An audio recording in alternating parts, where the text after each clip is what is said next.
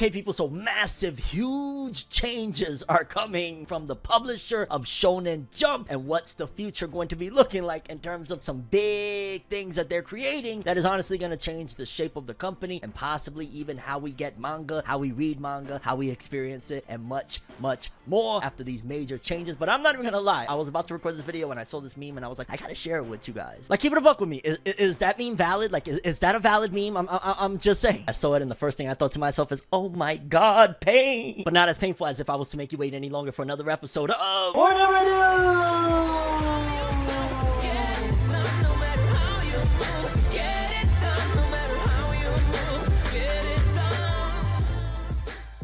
You already know the vibe. Boy, do we got stories to talk about. Let's do it. By the way, people, just wanted to quickly tell you that if you're not subscribed, you should do so. 65% of people aren't subscribed right now, and it benefits immensely if you hit those buttons. Subscribe, bell for all notifications. It helps this channel. It helps everything go. And if you press those buttons right now, 100 gajillion trillion dollars will fall from the sky, and you will love it forever. Yeah.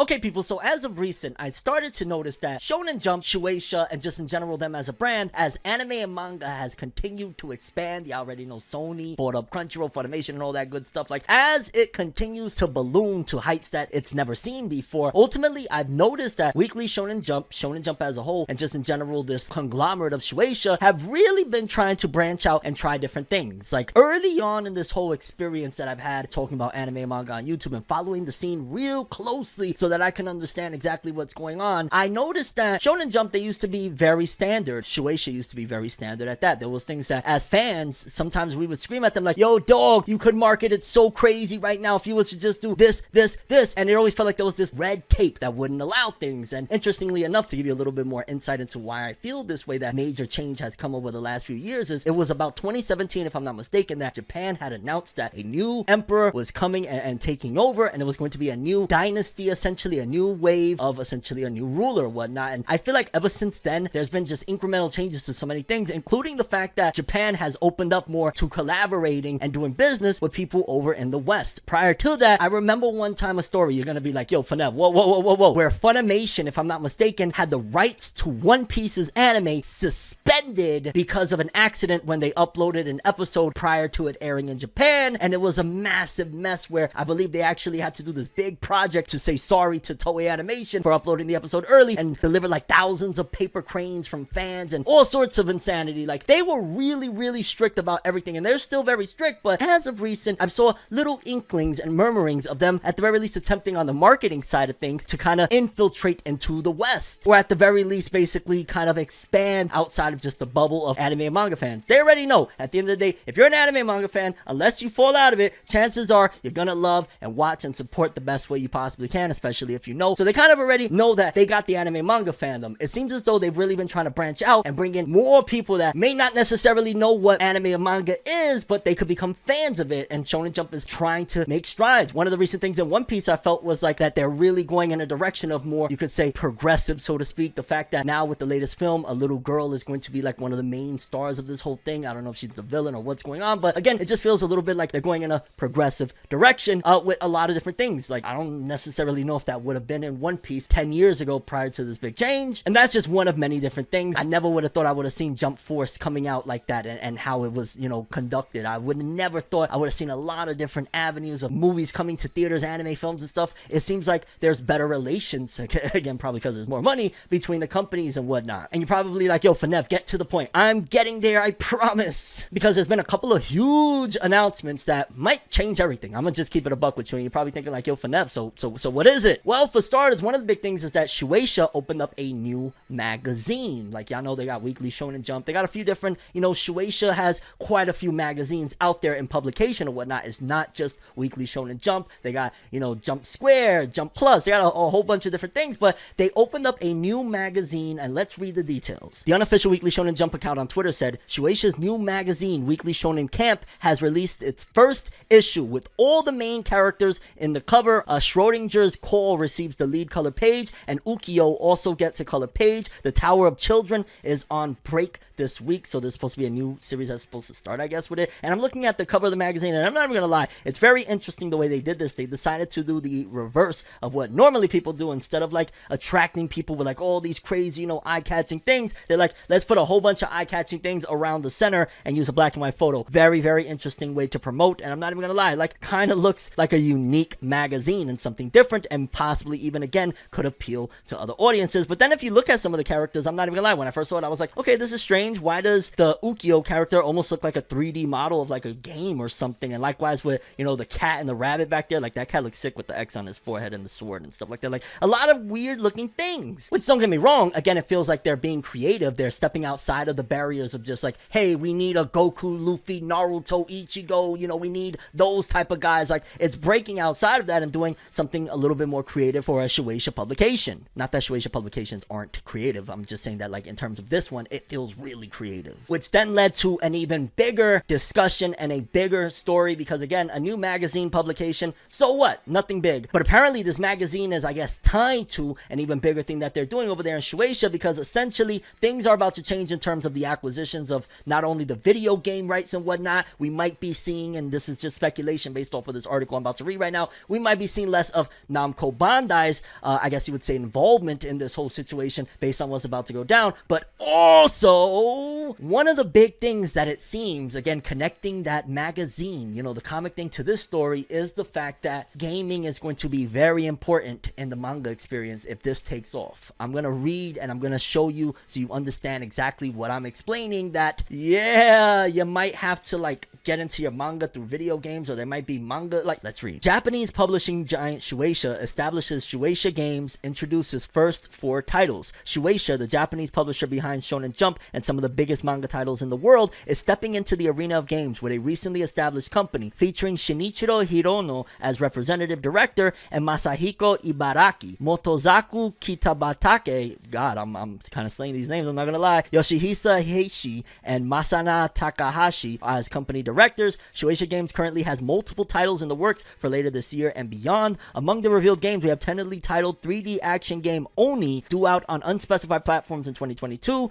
This one is being developed by Small World Entertainment under the direction of Kene Design. The Tower of Children is a survival roguelike adventure that's on the way this summer, and it just has like a whole bunch of different games that, coincidentally, if you go back to that magazine, are characters from that magazine. For example, that cat that I was talking about, Ukyo, is actually a video game. So then it gets me a little bit more interested, like, wait a minute, there's also a multiplayer speed trick action title in the works, as well as new large-scale projects that will team Shueisha's popular writers and editorial knowledge up with major game companies. So imagine this, essentially the next time around, let's just say we're going to go into a new series by Masashi Kishimoto, it could potentially be led in by a video game tie-in. Basically, Masashi Kishimoto could say, okay, my next project is actually going to be a video game manga. Essentially, the manga is going to be the story of the video game, but also manga is going to be released alongside it to kind of push it, because just imagine how big that would be. Y'all know gaming is huge, right? Gaming is humongous, and anime and gaming kind of go hand in hand. Usually, if you're an anime fan, you might game. Maybe vice versa isn't as common, but nevertheless, ultimately, anime and gaming goes hand in hand. Now, imagine if you market the anime or the manga with the video game.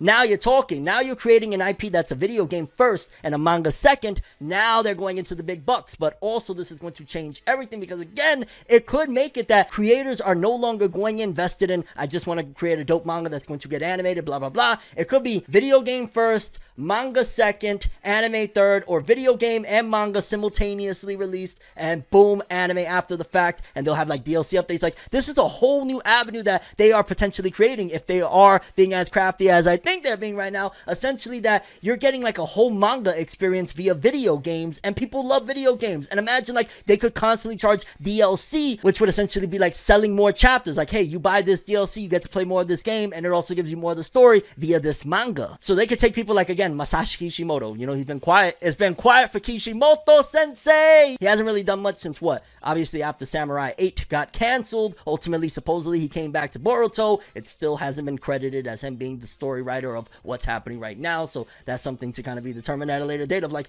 did he really take over, or were they just yanking our chain to see if it would actually help any of the popularity of Boruto? Because just quickly, as a marketing person, I would be like, it might actually make people run to go read more Boruto and increase sales if we just say Kishimoto's name. Let's do that. Ask him if we could do it. And hopefully if they did ask him, he was like, yeah, of course you could do that for the right price. I'm always in support of the creatives and the artists getting their money. And yeah, the companies, you gotta wait a little bit. Let the creatives eat. But just in general, honestly, this is going to be groundbreaking. This could potentially change everything. This could potentially be a change to the way you enjoy manga. Who knows? This could turn manga fans into video game heads, and it could actually even make people go from manga to just straight up enjoying the story interactively. Because one of the biggest things, which honestly has been out there, but it's just a very different experience as well, is like, you know, let's just say a visual novel. A visual novel gives you a similar experience of almost the best of both worlds. You're playing a game where you got to pick what route to go. So essentially you're having a game where you got to think, it's thought-provoking or whatnot, but then ultimately you're still experiencing a story, like where Fate Night comes from, the visual novel or whatnot.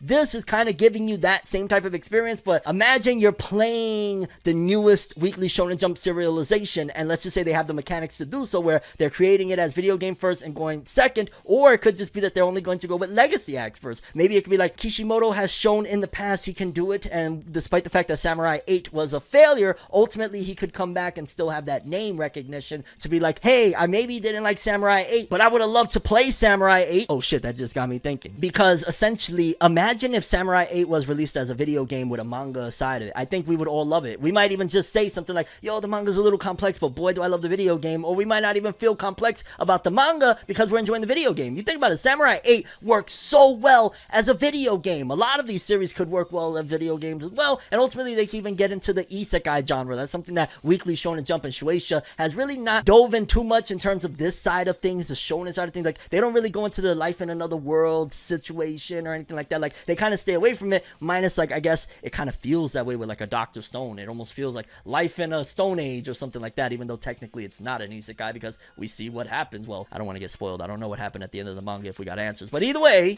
point being is this. If this is a massive success, if Shueisha Games is a massive success, you might be playing video games and reading manga at the same time, or you might have to play the video game in order to get more of the story from the manga. They could kind of yank you around. If you're a manga fan, a video game, or if you're both, you're going to probably be in heaven and just enjoying the living crap out of an experience like this. And then that also brings me to another question. Well, if they're bringing Shueisha Games, which obviously this is also them trying to introduce new titles, maybe they want to get a whole bunch of mobile games with the Jump and Shueisha name behind it so that way they could sell more and whatnot. But then also, will Shueisha Games be the company and they're going to use that money and manpower and team to create the next Dragon Ball game, Naruto game, My Hero Academia, Jujutsu Kaisen? Like, it would be the biggest thing in the world if the Jujutsu Kaisen game was to be a really good game and come out via Shueisha Games. Like, that right there will put them on the map. Like, one of the biggest anime and manga right now, Jujutsu Kaisen, comes out, boom, it's already selling massively. You don't got to worry about like whether or not it will sell. The video game will sell itself. Make a good video game. Now everybody's talking about, oh, forget all the studios, Shueisha Games, you do the games from now on. Because, you know, a lot of people have been pretty disappointed with Namco Bandai's video game releases over the last few years. The fact that we're still on Xenoverse 2 being supported with DLC 6 years later, I don't really like that. I think supporting a game for 2 years, even 3 years, is like, it feels old, but okay, whatever. It's not that big. And don't get me wrong, don't get me started. Please, Xenoverse community, do not attack me. I know you get it. Because all I'm saying is I want more for you. We should be on like Xenoverse 5 right now or some shit, or at least Xenoverse 4. Come on. All I'm saying is that I wish they would have given Xenoverse 3 so that y'all could have get more. Xenoverse 2, like, how long has it been? Or even bigger, now that I just thought about it, worldwide. Holy cow. Like, look, this is how they conquer. Goddamn, I'm giving them marketing tips, and maybe you're probably thinking, yo, Fonev, how is this? Like, because if they drop that Jujutsu Kaisen game, it's a really good game over there in Japan, they dominate. Or even Demon Slayer, which Demon Slayer Cyber Connect 2 has them right now, so they probably can't do it. But Jujutsu Kaisen, unless they have already a deal, they could do, boom, Jujutsu Kaisen video game, high quality, you take over Japan. Then, for all of you out there that love Bleach, you drop a Bleach game that's really good too, and the masses outside of Japan, you know, in the West and whatnot, come screaming Bleach, and now you put out 2 games that got Japan and North America in your back pocket. You just dominated. So not only is the scenery changing for anime and manga in terms of like, yo, you got all this new Shueisha Games magazine that's tying into the video games. Yeah, now you're also possibly taking in and creating one of the bigger gaming companies, because think about it, one of the big things that we love about stories, like, or with video games, a lot of times I'll buy a video game, it's like, yo, dog, that art looks sick, and the video game looks cool, or the story looks dope. That's pretty much what you do, like Black Clover. One of the things that gets everybody in is like, hey, it looks cool. That's a selling point. It looks cool. Now you start off Black Clover as a video game, you get people hooked on the video game, they get hooked on the story, the manga's coming out, well played. It's only a matter of the games have to be quality. Right now, the games that they're putting out kind of looks a little bit like starters, like, hey, let's throw something, maybe it looks like, mobile a little bit. Let's see where it advances, if they can actually push this and take this to another level of, yeah, actually making this some real good games. Because nothing lasts longer and sells more sufficient than quality. Never let them tell you otherwise. And you know how I told you guys that it seems like they're trying to branch out to the West even more? There's even more news right here that I saw that I was like, wow, just absolutely wow, in terms of they're trying a lot of different things. They're trying to expand. I don't know if they're trying to become like the next, Walt Disney, because you think about it, if Shueisha was to, let's just say, beat out the other two major publishers, or they all joined into one conglomerate, I could see that rising up. They start dropping like big blockbuster anime films, which they're already doing. Demon Slayer was huge, even over here in the States. Likewise with Jujutsu Kaisen. Likewise with anytime you drop a Dragon Ball film, you drop a Naruto film right now, oh my god, you blow people away. You know what I'm saying? Like, those films do very well. Like, it has all of the ingredients capable of making Shueisha a conglomerate. And then when they start making moves like what I'm about to read here right now, it definitely even cements more for me that, yeah, they really want to expand. They're trying some crazy stuff. Or I guess not too crazy, but it says famous singer Rosalia will be taking over the cover of Weekly Shonen Jump issue number 19 alongside Chinatsu and Hina to commemorate Blue Box's first anniversary. A special collaboration song is set to be released in Jump's YouTube channel too. This is the first time that an international star appears in the cover of the magazine since the 90s, back when names such as Arnold Schwarzenegger or Shaquille O'Neal appeared with Jump characters. And you see right here again, you got Shaq on one cover next to Slam Dunk, and then on another one, I forget what's that called. Is it Momotaro? I forget the name of it, but it was like the little baby from J-Star's Victory Versus alongside Arnold Schwarzenegger. And it's kind of interesting and almost fascinating to me in a way to see Shonen Jump is actually circling back to an idea that they haven't done in a long time. Like, in case you don't know, I'm about to blow your mind with this one too. Over there in Japan, a lot of these magazine covers minus Weekly Shonen Jump, oftentimes you would think you're getting a copy of like a Hugh Hefner magazine, if you know what I'm talking about. Like, legitimately, Weekly Shonen magazine, Young Jump, majority of these magazines usually have like really hot models on the cover in swimsuits and whatnot. It's a rarity that those magazines be having, like, let's just say Meliodas on the cover. They usually sell like, hey, look at these hot girls, and oh, there's manga in there. That's why a lot of series like Fairy Tail or the Seven Deadly Sins or anything really that comes out of Kodansha, Fire Force, oftentimes they try to put fan service, some more than others. Fire Force didn't really feel as fan servicey, except,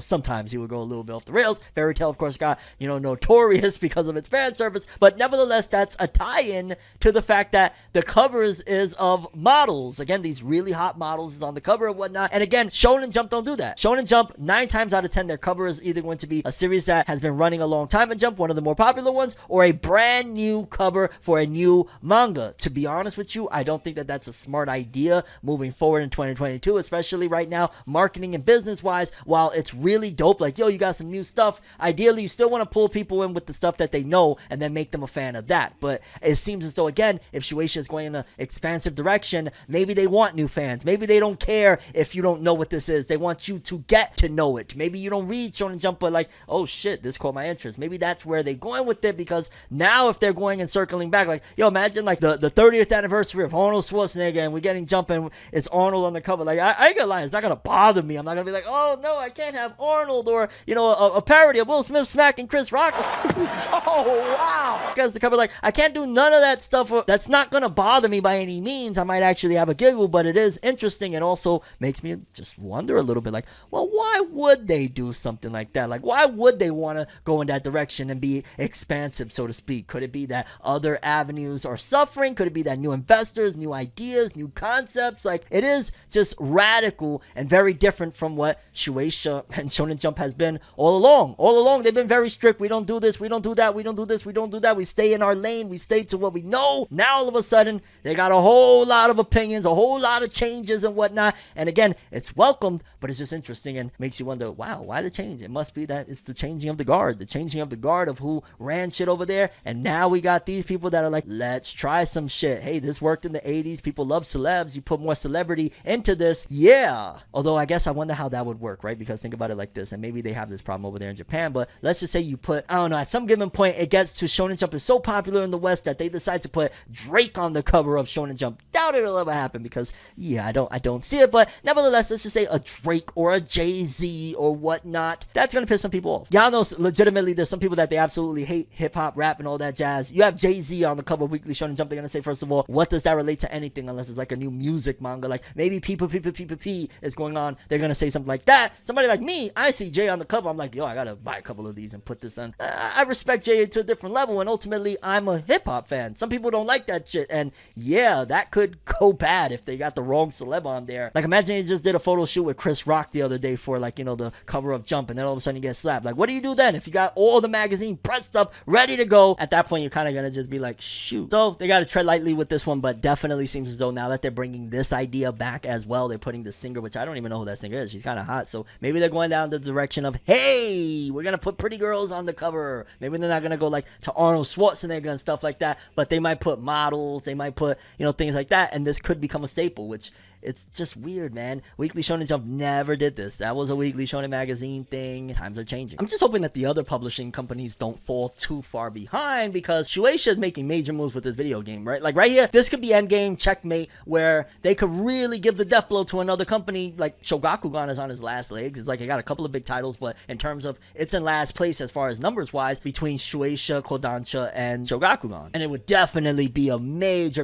bummer if someday, because of this whole big move, that Kodansha would have to close his doors or something, because then we won't get something as beautiful as the stories and manga that come from that magazine, and of course the Weekly Shonen magazine. All the comments, let's read, courtesy of Jose_Cat. Todai Revengers, which is a Tokyo Revengers comedy, gag, spin-off, parody, whatever you want to call it, and I'm not even gonna lie, I think that that's hilarious, because he looks more like, almost as if Todai Revengers is Tokyo Revengers, but like if it was real, like instead of like, yo, the coolest character designs, dudes having tattoos at the age of like 3 and shit, like instead of all that insanity and whatnot, it kind of looks like the character design, for example, of the main character look very realistic, like he's just a dude, book bag, glasses, you know, regular dude. But Shinpei Funatsu, the author of Todai Revengers, said, I'm working on 2 series serialized in Magazine Pocket, Todai Revengers and Kendaichi Hanin Tachi no Jinkembo. Check them both out, which I'm not even gonna lie, that's kind of cool. Like, I wonder what type of work ethic you gotta have to be able to do 2 of those, dog. Like, that's some Hiro Mashima stuff right there. You're doing Todai Revengers and Kendaichi. In case you don't know about Kendaichi, very big manga. It's about like a lawyer, if I'm not mistaken. Like, huge stuff. Shout outs to Todai Revengers. Then we got Hiro Mashima, author of Eden Zero and Fairy Tail 100 Years Quest, Fairy Tail, Final Fantasy Origin, Stranger of Paradise is a ton of fun. One day, man, I got a game with Hiro one day. He loves gaming too much.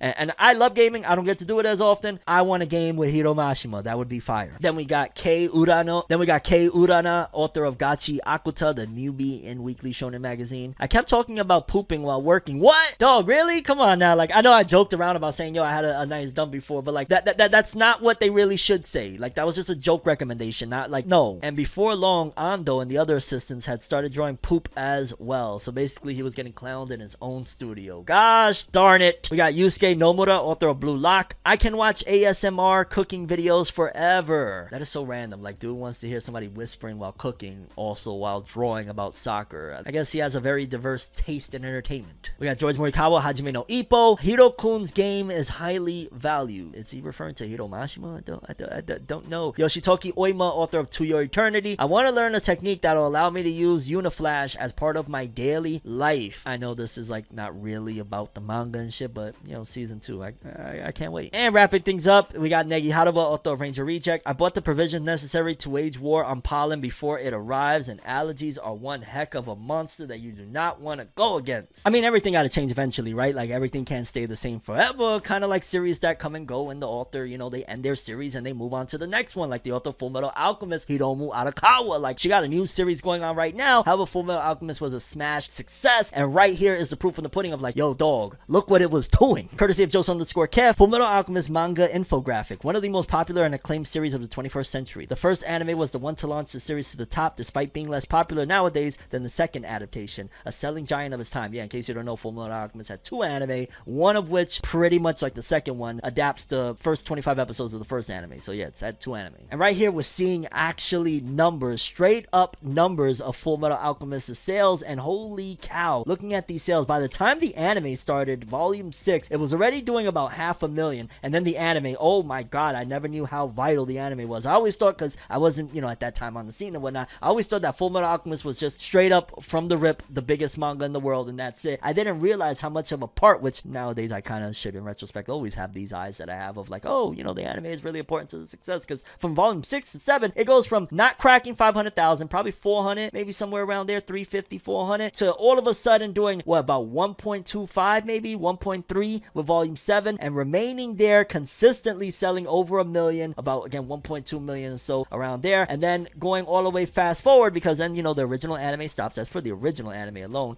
Then by volume 20, it starts dipping a little bit. Then volume 22, the Brotherhood anime starts, and the Brotherhood anime, for the most part, it gets a couple of boosts like volume 24 and 27, but it kind of just stabilized it. It looked like it was starting to dip, and then the Brotherhood anime maybe helped it bump a bit, but also just stabilized to not completely, you know, diminish. And he even gave us a very interesting comparison of like Naruto, Fairy Tail, and all of these other massive conglomerates physically. So 2010 ongoing series, Naruto volume 50 in 18 days sold 986,000 copies. Yo, that's crazy. That's crazy. Like, yo, right here, this is proof that I got for some people that were saying, oh, you exaggerate how much Naruto used to sell back in the days. Naruto volume 15 in basically less than 3 weeks was almost at 1 million copies. While again, you got like new age series that now, because manga's more popular, Jujutsu Kaisen and all these are like doing 1 million in a week or some crazy stuff. But back then, for a series 50 volumes in to be doing need I say more of that? But then again, you look at Fairy Tail in 19 days with volume 20, 394,000.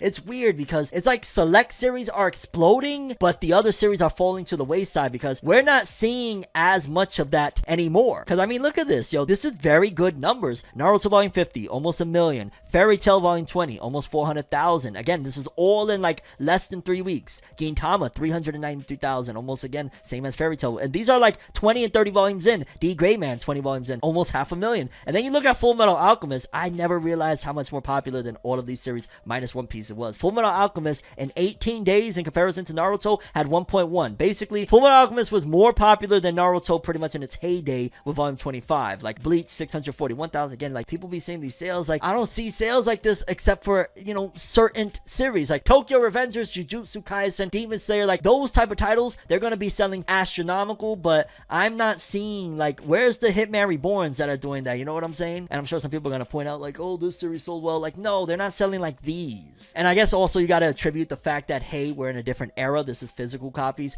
Who buys physical like that nowadays aside from like ForneverWorld? Like, yo, dog, I'm not even gonna lie, and I love my physicals. I love to see it. If I got a question or a thought, or I want to look at it, or I want to reread it, or somebody wants to read it, I can lend it. Well, I don't really lend my shit. I'm not gonna lie though. Like, yo, you ain't borrowing no ForneverWorld. No, you come through and kick it though. I'm just saying. But you can't get my stuff, my lord. No. And again, like I said, in the new era, there's outliers. The Spy X Family with 800. Like, you know, these sales kind of make those look a little bit silly, but those are for the big dogs. Like, these are the ones that, you know, either they have massive animes or again these new era weird things that like I don't understand how. And the only thing I can make sense of it is, again, anime is more popular now than it was. That Kaiju number 8 and Spy Family, the sales that they do, astronomical. Like, yo, you're doing 813,000 in 21 days for a kind of family oriented type of series. That's nuts. And again, Fullmetal Alchemist, even with all of these behemoths, minus Jujutsu Kaisen and One Piece, Fullmetal Alchemist will put them in their place in terms of dog. It was a big dog. Fullmetal Alchemist was way more popular than I ever thought. Like, nowadays, Fullmetal is more so looked at as like a cult classic. Like, I don't really hear people screaming Fullmetal anymore. You know, it's been over a decade now at this particular point. Plus, Hiromu Arakawa just released a new manga that I read that first chapter. If you haven't watched my review for it, you might want to go check it out. It was a massive,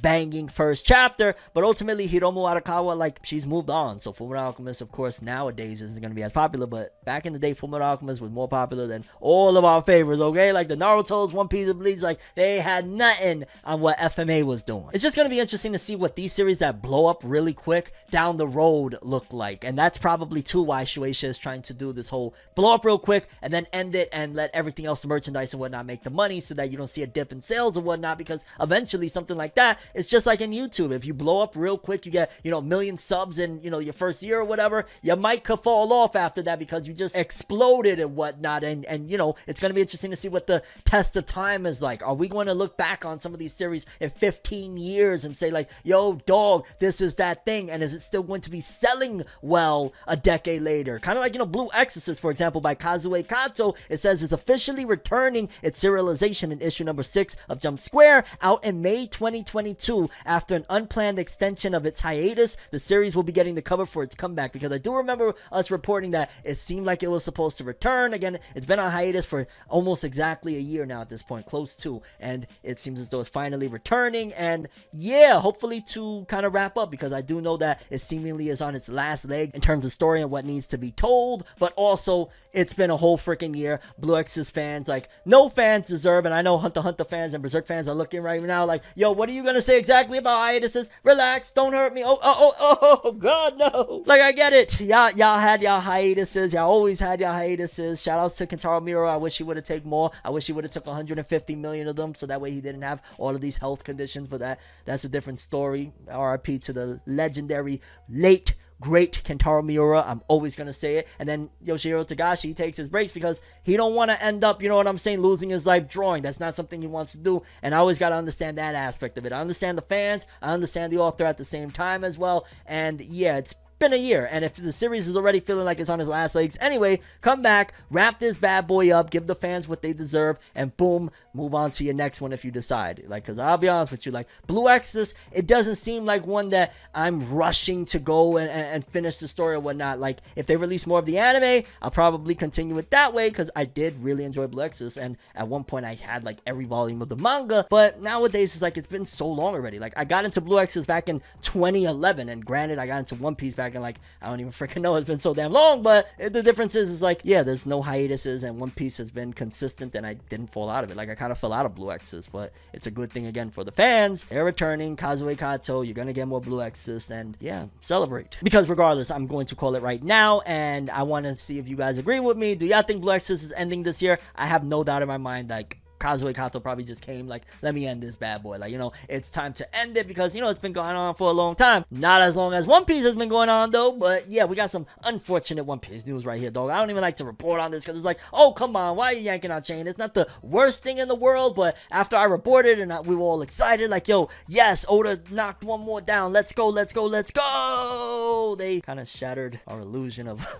what just happened, although it will inevitably happen down the road. And if you're wondering, Nev, what are you referring to, fam? It seems Carlson Manga has corrected and retracted its initial statement in One Piece Volume 100's description, and now it says the series has nearly 500 million copies in circulation. Probably what happened was the big dogs at Shueisha came down and said, yo, we haven't even announced that yet. What are y'all doing? Why are y'all announcing that? Or, hey, it hasn't reached that yet. Why are y'all putting that out there? They probably like, oh my god, they about to cut us off. Oh god, no. We apologize. Let us explain.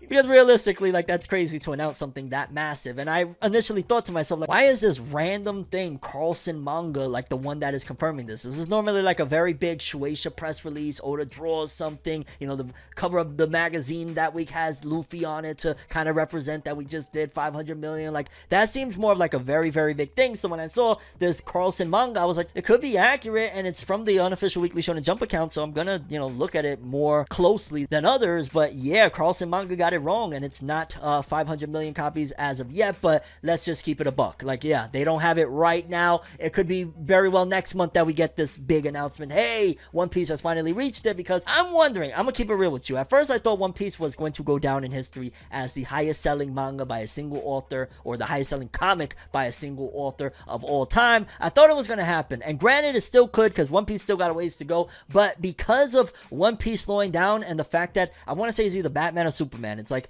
Batman and Superman were like 1 and 2, and then I think One Piece surpassed one of them to become number 2, and there's just number 1. But if I'm not mistaken, I believe number 1 is ahead at this point. Let's just say even if One Piece had like 500 million, I think number 1 has like 600 million or something. So that's still like another 100 million copies. Can it be done? Absolutely. If tomorrow something massive was to happen, I don't know, we found out who's Luffy's mom, and it connects connect somehow in some crazy way, and like, you know, the biggest thing in the world, like it could very well happen. Like, or, you know, major character death. A lot of times people really go crazy flocking and they feel like they gotta own that volume. Like, there's a lot of things that can be done, but remember that it's not like Batman stopped releasing comics. Granted, One Piece is selling way more. Each volume of One Piece probably sells more than, like, I don't even know how many books of Batman. So there's that as well. But eventually, this isn't like, you know, where Batman, they kind of just keep rebooting. They may do it. They may do that with One Piece, who knows, 2 Piece or 1 Piece and a half or something. But they don't keep on. Eventually, One Piece ends and Batman keeps on going. So even if One Piece surpasses Batman at some given point, the unfortunate truth is, unless Shueisha continues to milk the title and release new One Piece,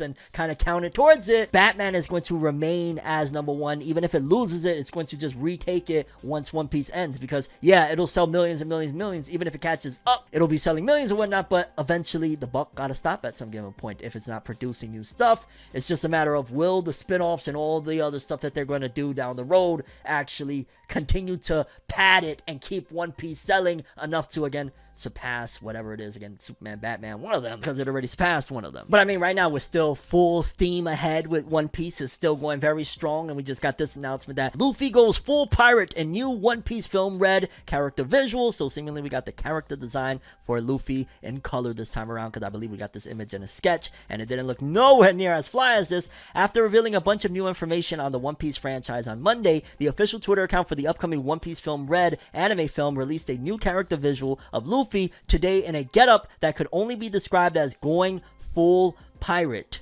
The text on the poster, which seems to be a response to the first character poster, reads, "Never. I'm on a 183 victory winning streak. Goro Taniguchi returns to the franchise for the first time since 1998 as the director of One Piece film Red. Taniguchi, who is best known as the director of Code Geass, previously directed 1998's One Piece Defeat Him, the Pirate Ganzak short, for the Jump Super Anime Tour ahead of the TV anime premiere in 99. Tsutomu Kuroiwa returns from One Piece film Gold to write the screenplay." I wasn't a big fan of film Gold, to be honest with you. I liked, what was it? Was it Heart of Gold, the little special before it? That was dope. Toei Animation is producing the anime film with Eiichiro Oda, if they're getting over their hack. And of course, film is set to open up August 6, 2022.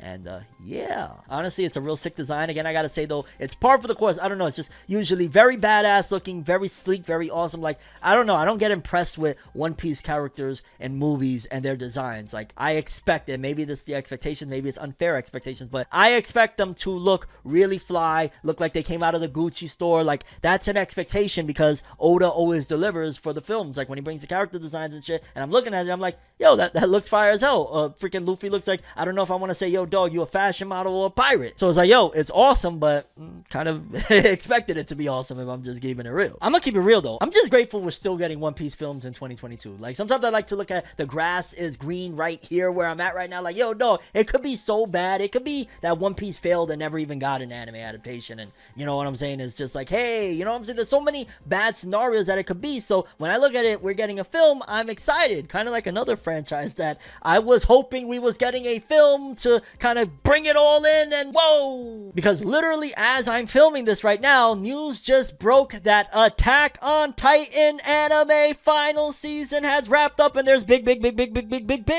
news of what's to come. And I'm gonna just keep it real. My first thought when I heard this news was, oh snap, Mappa's really gonna milk every cent they can out of Attack on Titan, because yeah, most of us really thought that we was getting Attack on Titan, the movie, the final movie. It was gonna be the wrap up. It was it. That's it. Everybody thought, yo, dog, this is it, because the final episode of Attack on Titan was supposed to air April 3rd over here in the West and close it all out, supposedly, right? Even though most people knew that, hey, how is it going to end when there's still like a ton of chapters that need to be adapted from the manga to the anime? How is this all going to happen? Because again, most of us thought, okay, movie, perfect. They're going to put a beautiful budget. I'm going to the film to watch Attack on Titan's finale. However, Mappa was like, we could do that. We could give you the best looking movie and, you know, go out with a bang. Or how about we just put out another season of the anime? Because the big announcement is Attack on Titan, the final season, is getting another season. Like, we had the final season part 2, and now with the end of the Attack on Titan anime final season part 2 episode finale, they announced that Attack on Titan is getting another season. TV anime Attack on Titan, the final season, final edition, broadcast in 2023 on NHK General TV. The announcement video has been released, and it's an image of what looks like a giant footprint, and on it standing are Armin, John, Mikasa, Hunj, Levi. I see that little freaking demon back there, Gabby, and what, Falco is it? Yeah, Connie. Like, yeah, basically the remainders, and they're standing in a footprint, and it's basically coming 2023, the final season, final edition. I'm not even gonna lie, I'm not a big fan of this move. Like, don't get me wrong, I am always really happy about more seasons of my anime, and this is great news in a way, because it could have been like, we'll decide if we're gonna do something else. Like, it could have never even got all of this animated, right? So I'm definitely absolutely grateful for Attack on Titan getting more anime. I still feel like it would have been more impactful and would have went out with a real big bang for all of the fans at that if we got an Attack on Titan movie. Like, I feel like a movie wrapping this all up with beautiful art and animation would have been perfect. Honestly, you watching right now, if you like Attack on Titan, you know 1000% there's a high probability, high possibility that you would get your behind in a movie theater if there was an Attack on Titan finale film that's going to wrap up the story that you've been following for probably a decade plus. Well, not a decade plus, you know what I mean. Like, you've been following it for a while, like Attack on Titan. Well, yo, actually could have been for a decade plus, because I read it in 2012. So yeah, you could have been for a decade plus following this bad boy, and a film would have been the best way to go. But it seems as though they're doing a what season would this be now? Like, we're gonna be breaking it apart to, like, okay, there's the first 3 seasons, and then there's season 4 part 1 and part 2. So I guess that would technically be, you could just really just stick with, like, hey, this is the 4th season. It's just a really, really long season in comparison to the other ones, and they're milking it. We'll probably get another video game out of it, and also at the same time, this will give Isayama an opportunity, or whoever is going to be doing it, to pen the follow-up, because, again, I have no doubt in my mind. You think Kodansha is going to let Attack on Titan, their biggest title, regardless? Like, don't get it twisted. Tokyo Revengers is blowing up. Overseas, Attack on Titan makes Tokyo Revengers look like Rugrats, okay? Like, and I'm not talking about size-wise because of a colossal Titan. I'm saying that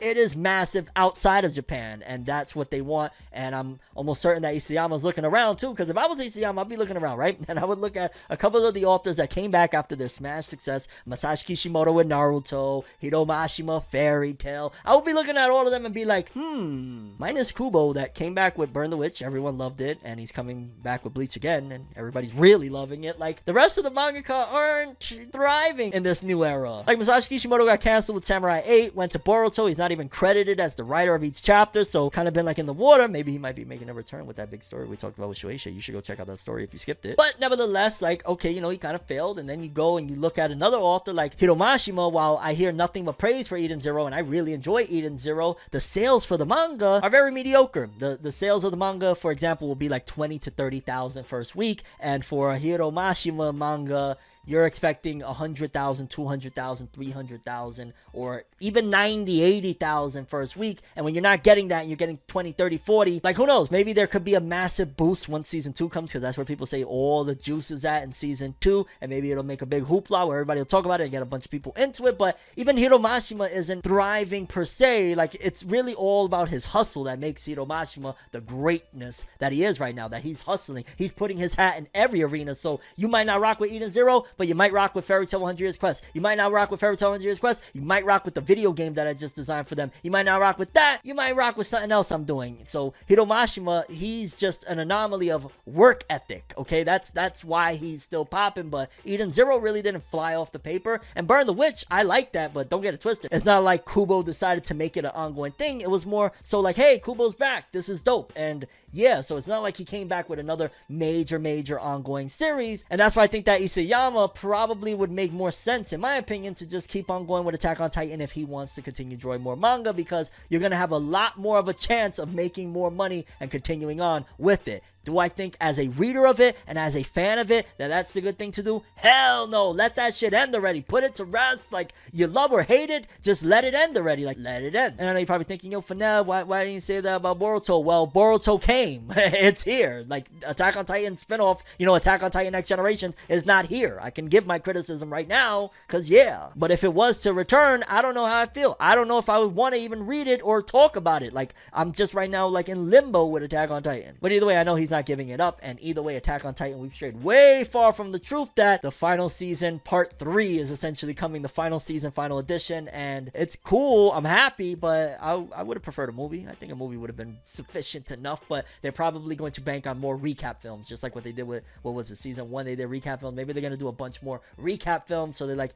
we can't be bothered right now, we got recaps on the way. Hopefully they do it right too, because fans are going to, you know, put them through the cheese grater if they don't get it right, okay? If Attack on Titan final season, final edition isn't 10 out of 10 Demon Slayer level, people are going to be mad, especially as Mappa, especially as Titan, and especially it's supposed to be over. It's kind of crazy that I was, and a lot of people were talking like, yo, it's the end of an era, Attack on Titan's ending, and they like, yo, no, next year, like, damn, looks like we'll have to wait a little bit longer for more Attack on Titan anime, and it will be another season. It's a win regardless. So how would you feel if you was a part of one of the biggest films of the last year and only made $150 from it? Because that is the sad reality for a lot of people that were a part of some of the biggest anime films of the last few years, in particular, especially one of the latest ones, and there is just so much drama, so much chaos and problems coming right now via the anime voice acting industry and just in general the industry as a whole, because as things continue to expand, other people are going to be like, yo dog, where's my bread? You know what I'm saying? Like, if, you know, Sony's throwing the millions to the company and the company is, you know what I'm saying, getting all this bread, all the voice actors, all the people, the creatives, all the people involved in the production of these anime are going to be like, yo, what happened here? Where's our money? And that's where everything has hit the fan and things is going wild. Whoa, you feel that? That's the sound of you subscribing and hitting that bell so you get all notifications when we drop new episodes of FORNEVER News. We give you all the latest and greatest news from Japan on anime, manga, you name it, we're covering it. Make sure to hit those buttons. Yes, people, in case you haven't heard, the word right now that's going on over on Twitter and a few other places is that voice actors are very upset right now, and they are actually speaking out, a few of them at the very least, over some of the low wages, the ridiculously low wages to a certain degree that they're undergoing, and the fact that these wages are based on very old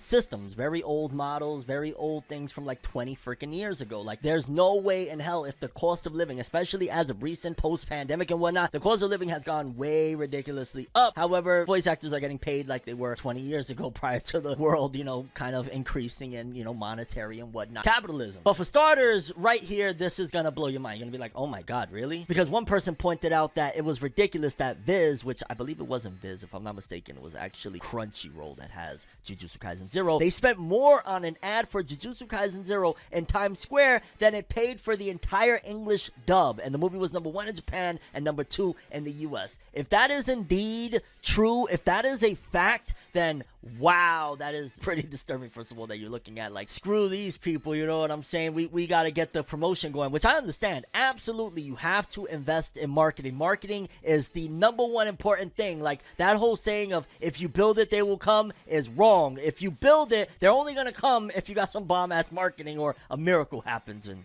we're not going to go with the miracles right now. We're going to just kind of throw ourselves at it and say, hey, I'm going to put my best foot forward. And the thing about it is that, yo, that's all fine and dandy. Absolutely. Spend the money that you need to have a billboard, but you also got to spend the same equivalent money in terms of what voice actors should be making to make sure the cast and the staff of this movie is fine and happy and content. If not, you're going to get things like this, because there's people that are speaking out, and if you've done something like paying for a billboard more than you've done investing in the actual product, don't forget that an English dub lives on forever unless they redub it, which they don't really do redubs anymore because dubbing in the US has gotten a lot better since 10-20 years ago and whatnot. That is immortalized forever. And another voice actor spoke out and said, I am one of those voice actors. I made $150. Hold up. What? I am one of those voice actors. I made $150. I asked if they would negotiate since it was for the theatrical release, and I was told no. Holy cow,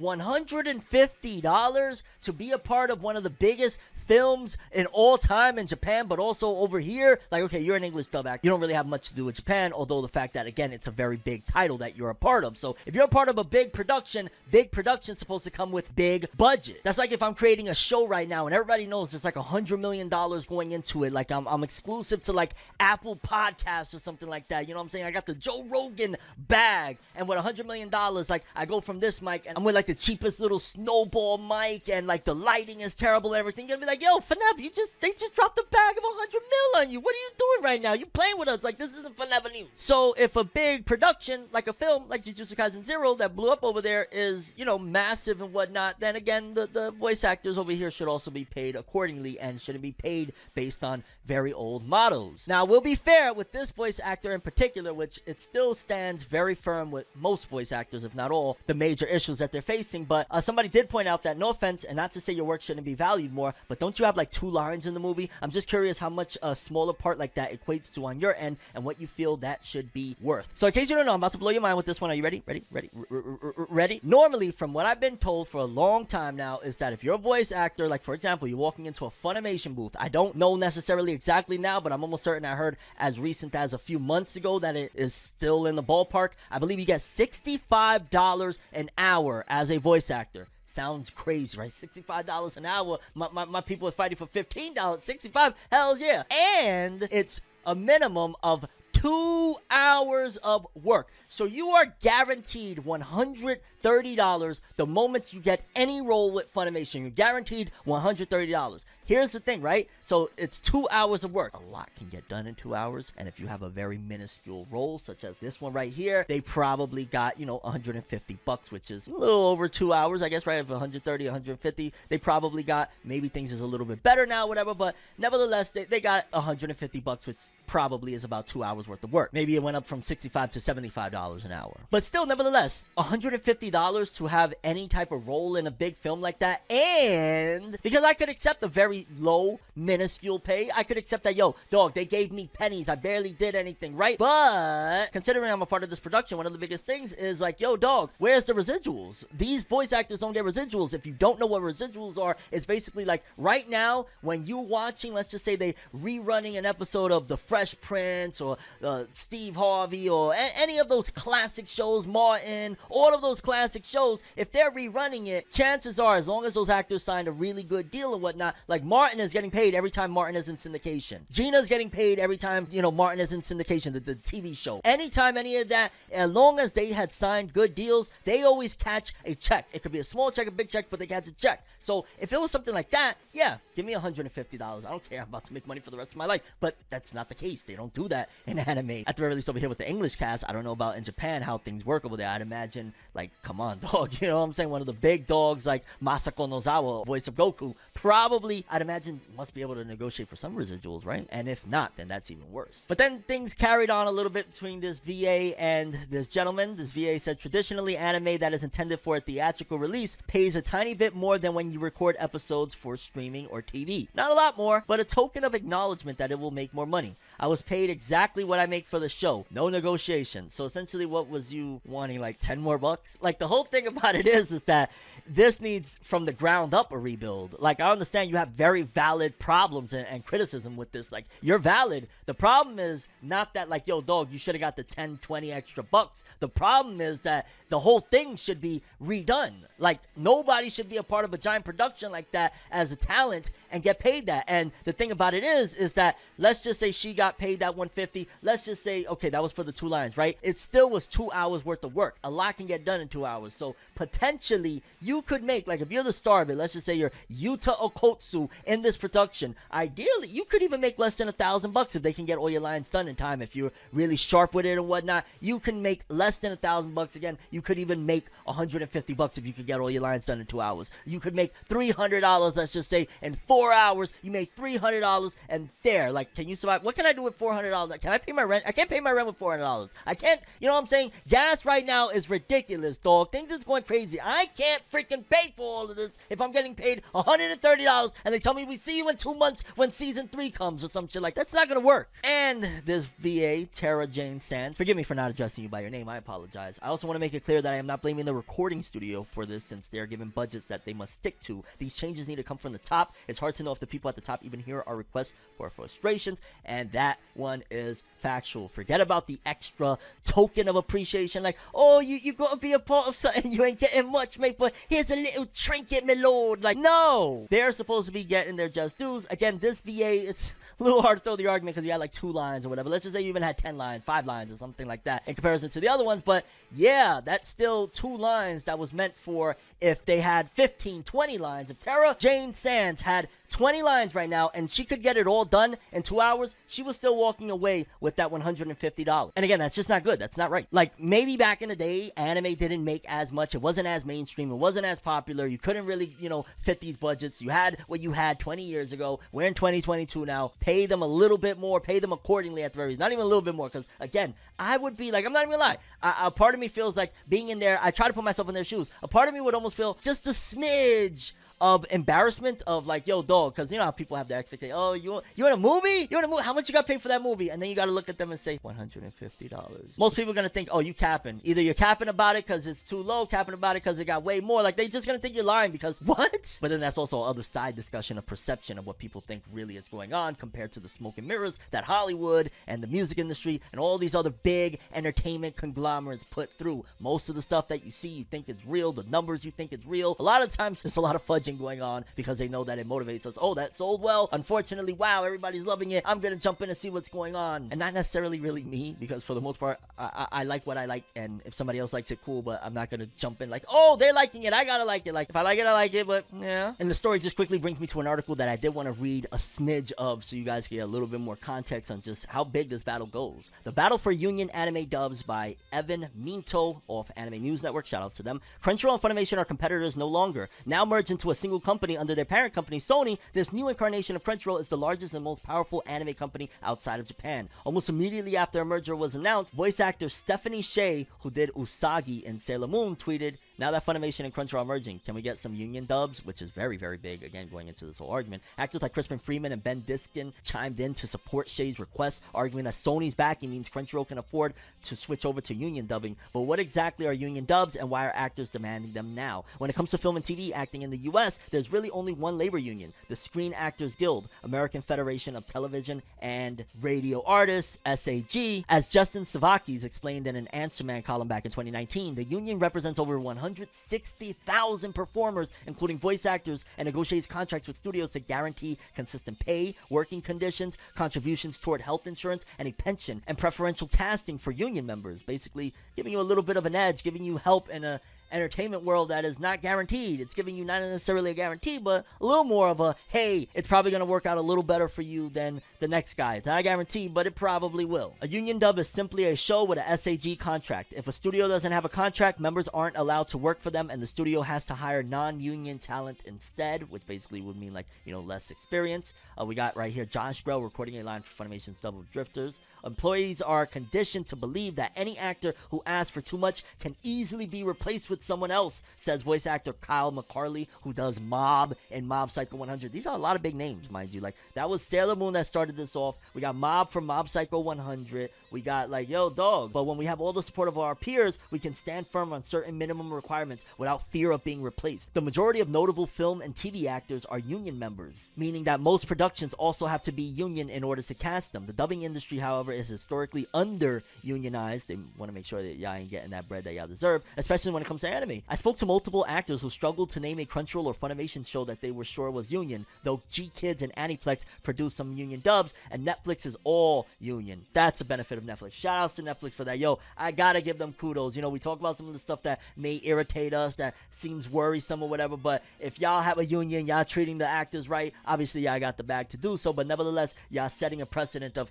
this is how it's done. Those are the things I respect. Shout outs to Netflix for that aspect at the very least. Companies can afford to go non-union because many voice actors aren't SAG members, and voice actors can justify not joining the union because so many productions are non-union anyway. Pay rates for dubbing are among the lowest in the acting business, and the problem is even worse in anime. Larger and larger corporations are getting involved in this process, and yet wages remain the same, says voice actor Marin Miller, who did Izanami and Be the Beginning. Money is obviously being made, but it is not trickling down. Consider JJK Zero, the anime film that took the #2 spot in the US box office in its opening weekend. As voice actor Michael Schwab discussed in a recent Twitter thread, Jujutsu Kaisen English voice actors were likely paid just between $150 to $600 each. So yeah, wow, even possibly Yuta or Gojo got $600 for a film that made right now $30 million.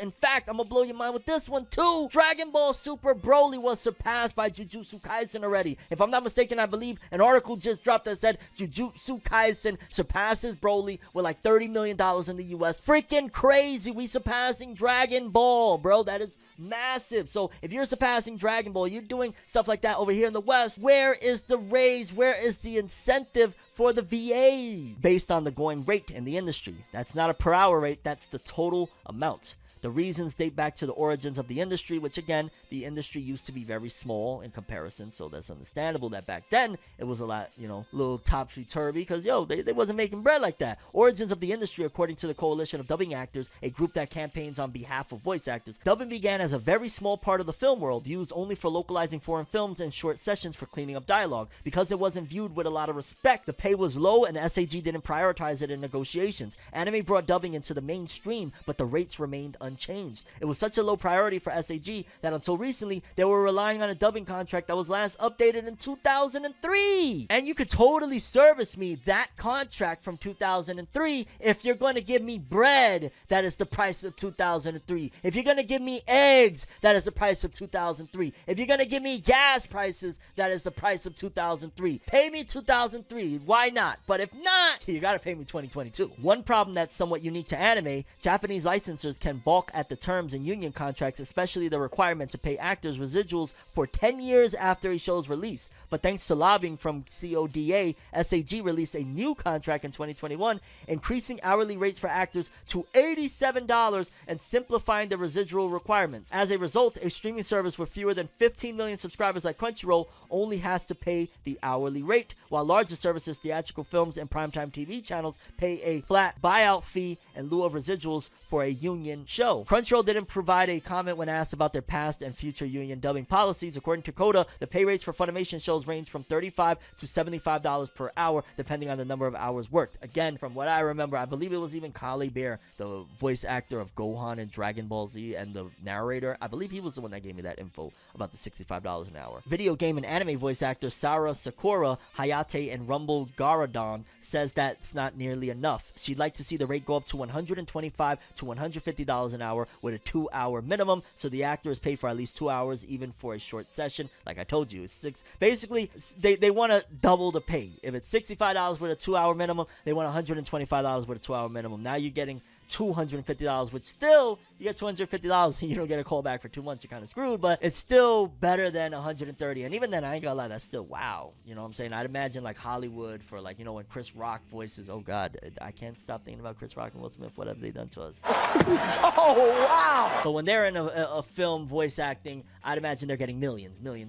And I'm not expecting each and every voice actor in Jujutsu Kaisen or Demon Slayer or anything to get millions, but get more than that. Like that $800 an hour thing with the video games was like, wow. Like, even if it's just the 800, you know, for 2 hours, $1,600, somebody can live off $1,600 for 2 months. Like, you could kind of squeeze by or something like that. I can't squeeze by with $130. Citing shows like Dragon Ball that require strenuous sessions that could be vocally damaged, she also wants to see hazard pay for voice actors. Miller and Steve Bloom, Spike and Cowboy Bebop, echoed her concerns. I saw people damage themselves permanently for some of the lowest pay in the industry, says Bloom. Then there's the elephant in the room. Funimation's dubs were produced largely in Texas, a right-to-work state, and will likely remain there under Crunchyroll management. Right-to-work laws, which exist in 27 most Republican-controlled U.S. states, allow workers to take a job at a company with a union contract without having to join the union or pay dues. So even if there's a union at Funimation, because they're in Texas and Texas laws are as is, it doesn't matter. They can still keep on, no, we're still giving you $35 an hour. This significantly reduces SAG's influence over studios by removing a source of funding and their biggest bargaining chip, access to top talent. That means far fewer union productions in states without right-to-work laws like California and New York. And the union penalizes members for working non-union shows, driving some actors who work primarily with Texas-based companies, anime voice actors for instance, to forego union membership entirely. Basically, they making them feel like, yo dog, you can get that union, doesn't mean you're gonna work for us. The main struggle with getting union dubs in a right-to-work state stems from the vast amount of misinformation about how the union actually works, says Coda. Actors' unions, especially those with the track record of SAG-AFTRA, nearly always result in workers being treated better and paid more fairly. Some actors, including Cher herself, have opted for what's called financial core or FICOR status. Their performers are officially not union members, but pay a minimal set of dues to be eligible for both union and non-union shows. Bloom sees this as a way to play both sides, and even Shay says that the union actors who take non-union work allow studios to keep going non-union because they can find plenty of skilled actors for cheaper. Despite her status, she says she turns down 80% of the non-union auditions she receives, and honestly, this whole story was unreal. I'm not even gonna lie, I just can't even believe this right now, that people are in big productions. And again, everybody can't be the big gainer, right? Everybody ain't gonna be the millionaire. Everybody ain't gonna get even a 6-figure check from a film. But my god, man, you know what I'm saying? I feel like walking away from being a voice actor for a Jujutsu Kaisen film ideally should definitely warrant more than this. I don't know how much would be the right amount, honestly. Like, I can't really call it, but I know for a fact that what they're getting is based off of very outdated, you know what I'm saying, 19-year-old contracts. When the cost of living has gone up, things need to change ASAP. I support and I stand with all of the voice actors that are trying to make their moves. Do your thing, because I'm a creative and I like to see the creatives win. Because I heard this on a podcast and it really rang true for me, is divided we beg, together we bargain. And if they're together with their unions, they can bargain and they don't have to worry about like things going bad and how it's going to reflect and the companies and all that jazz. And I'm definitely curious about how you guys feel of this whole debacle. Do you feel that voice actors are underpaid? They should get more? How much do you think would be a good wage for them to get? And especially considering the film size, should that be taken into account? Like if it's a Jujutsu Kaisen Zero production compared to like a maybe smaller film that is not going to be like a top 50 bestseller or anything like that, like the top 50 best-selling manga list, like how would you feel about that? But yeah, we're going to talk about top 50 best-selling manga right now because we got that list right here.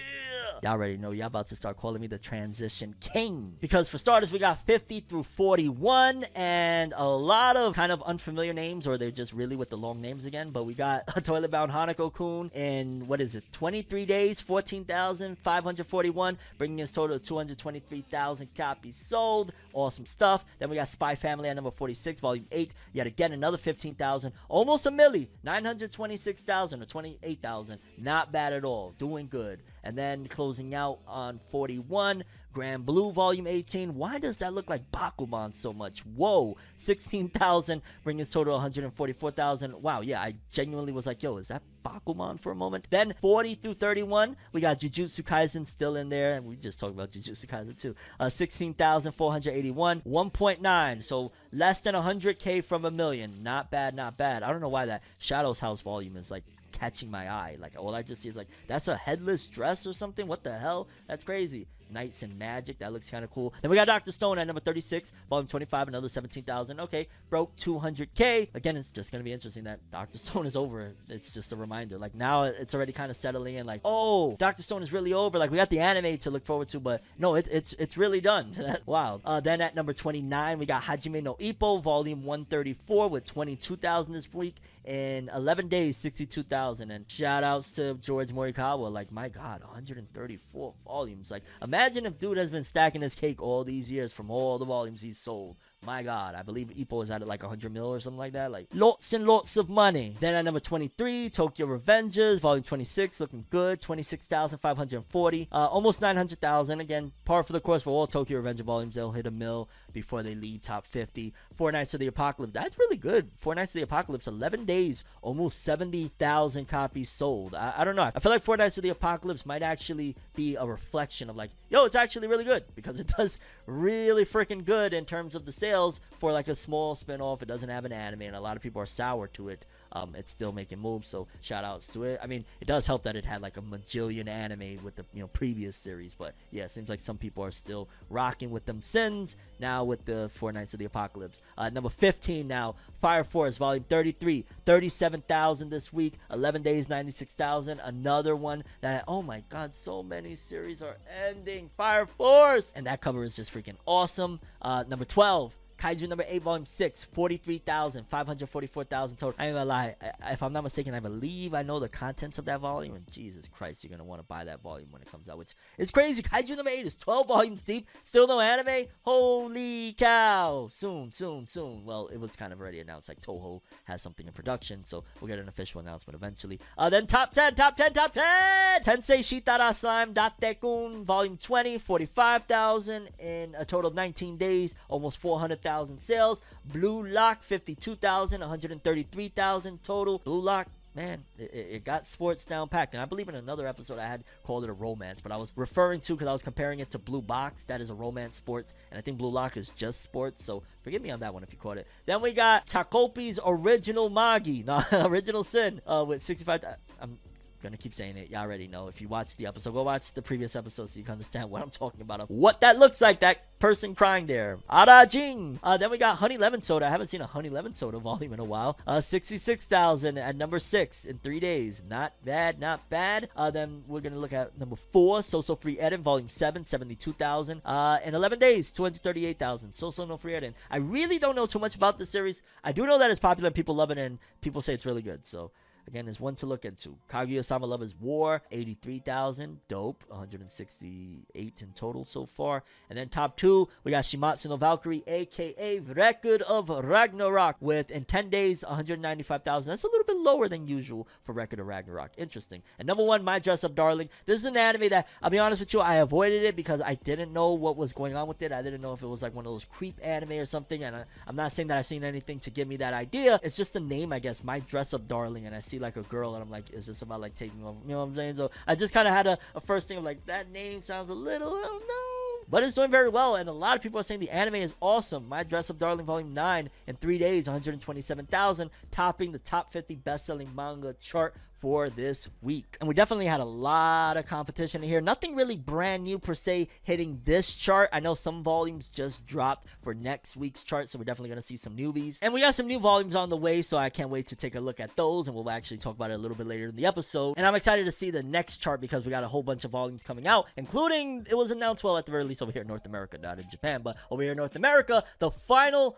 volume of Berserk is on the way. And honestly, I really feel so sad even reading and saying those lines. Final Berserk volume arrives from Dark Horse in November. Dark Horse Comics confirmed with Crunchyroll News today that Berserk volume 41, the final release in the series by Kentaro Miura, is scheduled to release this November, with comic store availability on November 9th and bookstore availability on November 22nd. The release will be in trade paperback for the first time, including a 2-sided color poster insert, and will retail for $14.99. Mike Richardson, president and founder of Dark Horse Comics, which coincidentally after Kentaro Miura passed away and No More Berserk was coming in, I believe didn't Dark Horse sell or something to a big conglomerate, said in a statement, "It is with great pride that Dark Horse will release Miura Sensei's last installment of his masterpiece, Berserk. His creativity and incredible storytelling are unmatched, and to be able to release his final work for the fans is an honor that cannot be understated." Along with other publishers around the globe, Dark Horse announced Berserk Volume 41's initial release in major newspaper inserts last December. Dark Horse, of course, described the final volume of Berserk Volume 41. I'm wondering if they're going to go this direction, because the part of me feels like the best thing to do in order to really not piss off some people if it doesn't go accordingly is end Berserk and come back with Berserk, a revamped Berserk of Berserk whatever, and then you give the ending in that Berserk. Honestly, I feel like that's the better route, because if you go this route and people really don't like it and the studio can't emulate Kentaro Miura's arc exactly and they can't really bring his vision to life exactly, at the very least it'll give some closure to some fans, like, yo, Berserk ended with Kentaro Miura, like that's it. And then some people that it's like, yo, but I really wanted to see how it ended, and supposedly Kentaro Miura might have left some papers behind of saying, hey, this is a blueprint of how I had my story. They can continue it and we can also get that ending. I want to see how it ends and how Kentaro Miura did. It won't be obviously nowhere close to the level of what Kentaro Miura did, but I still want to see what he was planning on doing with the ending in terms of what happens, man. These two characters that is on one of the most demonic and crazy battle courses ever, and what happens? So I'm definitely excited. Not even two characters, multiple characters, obviously Casca, Guts, Griffith, all of them. Like I want to see. So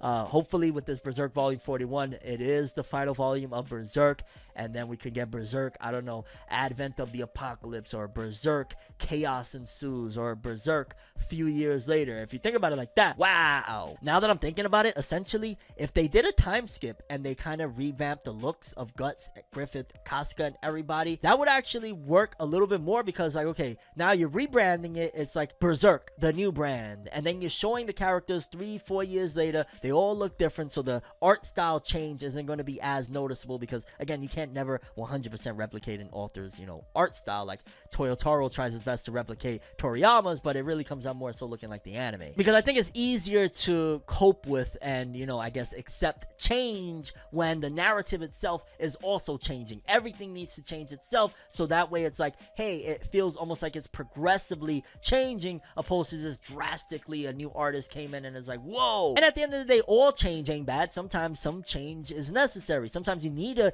implement some change to see if you can get a better result. Obviously, insanity is doing the same thing over and over, expecting different results. You gotta change, like what Weekly Shonen Jump is doing right now. According to this, it says it appears Weekly Shonen Jump has changed its digital survey system this week with issue number 18, even though it's not yet known if this will be a new recurrent system or just a one-time survey. In this occasion, they have asked readers mainly about series volumes, and they had like a whole list of different questions about volumes, and it seems like they were more so curious about the people that are reading the magazine, what they think about the volumes. It looks like they're starting to focus more like, maybe, who knows, they see the writing on the wall that a magazine release might not be the most beneficial 10 years from now. Let's focus on seeing what these people that are reading our magazine care about with volumes. Or it could also be like, well, let's see what the pulse is like. What do they want moving forward? Like, okay, you want this from a volume or whatever, and then they could kind of get an idea a little bit of like, this is the packaging they want. Oh, this is a type of story beat that they want. Like, you can get a lot out of very small opinions and questions that you asked in those reader surveys. But again, it also is a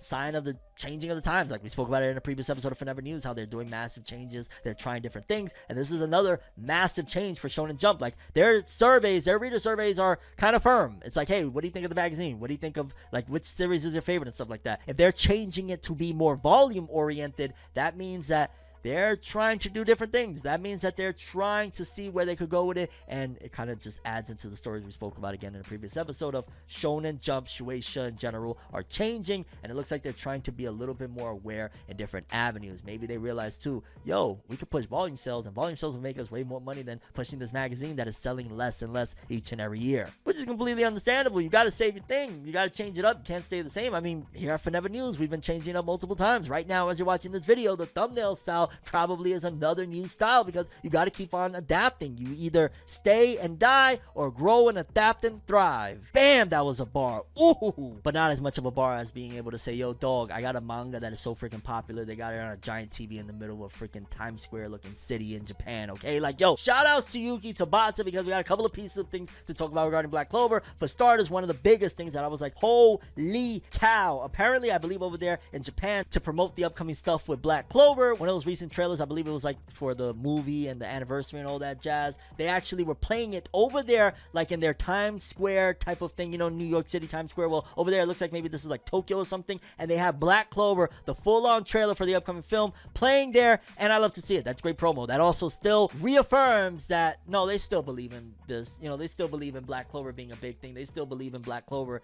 bringing in fans and whatnot, because they wouldn't do this. You know how much it costs to get anything playing from there right there? Like, that's probably $250,000 just to do that. Just in fact for that to go on social media. Because another thing here, I'm going to give you guys some game. Another thing is, a lot of these corporations, they don't even care about that being there. They don't even care if nobody looks up from the crowd to that screen. You know what they care about? They care about people like me and you that are gonna take that, be impressed, say, oh my god, I love to see it, and share it on Twitter, and share it on Facebook, and share it on Instagram, and share it on YouTube. They want us to do that and promote Black Clover that way, because it's such a huge, iconic scene. All it takes is for somebody with notoriety to retweet it, and all the fans are gonna retweet it and post it anyway. And once again, they just spent $250,000 to reaffirm for the fans and bring in new fans via the internet, not necessarily the people that are looking up. From those, sure, it gives a great impression, like, yo, that shit look kind of cool. It's really for the internet at this point, similar to how they've been doing in the music industry, like,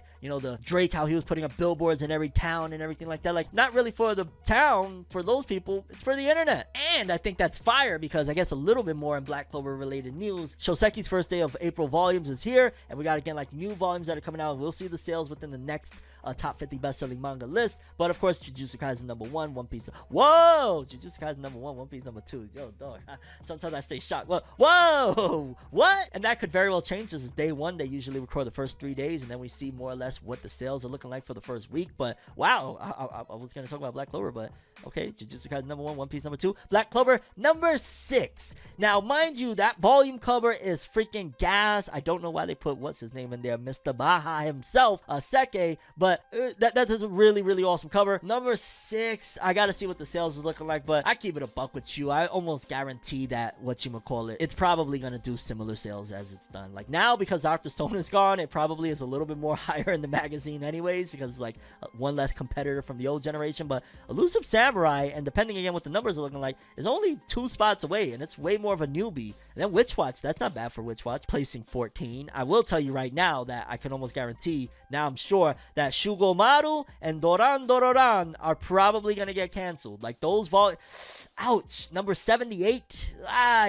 We'll see what the sales are looking like. But coming in at number 7, oh, Shugomaru's out of here. The guy from Koisuru One Piece. Expect Koisuru One Piece to resume real soon. They bringing that shit back and getting this out of here. Doran Dororan, I don't know, man, because like it was placing okay, but these sales are abysmal. PPP is probably going to survive for a bit. I don't know how long, but I've heard good things about it. I got to check it out. But that's dope. And, you know, music, I'm a music fan. I don't know. I always thought it was a piano manga. But yeah, so good for PPP, Witch Watch, Elusive Samurai, Black Clover, it's either yay, nay. One Piece, I'm really freaking shocked Jujutsu Kaisen's number 1 over it. But yeah, that's my thoughts on that. And again, Black Clover got a new volume coming out. And of course, when it comes to North America, you know, if you want to see Black Clover continue, you know, support, because you never know when Tabata's gonna give us the finger and say, you know what, see ya, I'm doing something else now, kind of like Tatsuki Fujimoto when he said, see ya, Chainsaw Man's over now, kind of abruptly. Because in case you didn't know, big news coming out of the unofficial Weekly Shonen Jump Twitter account, but it is official news,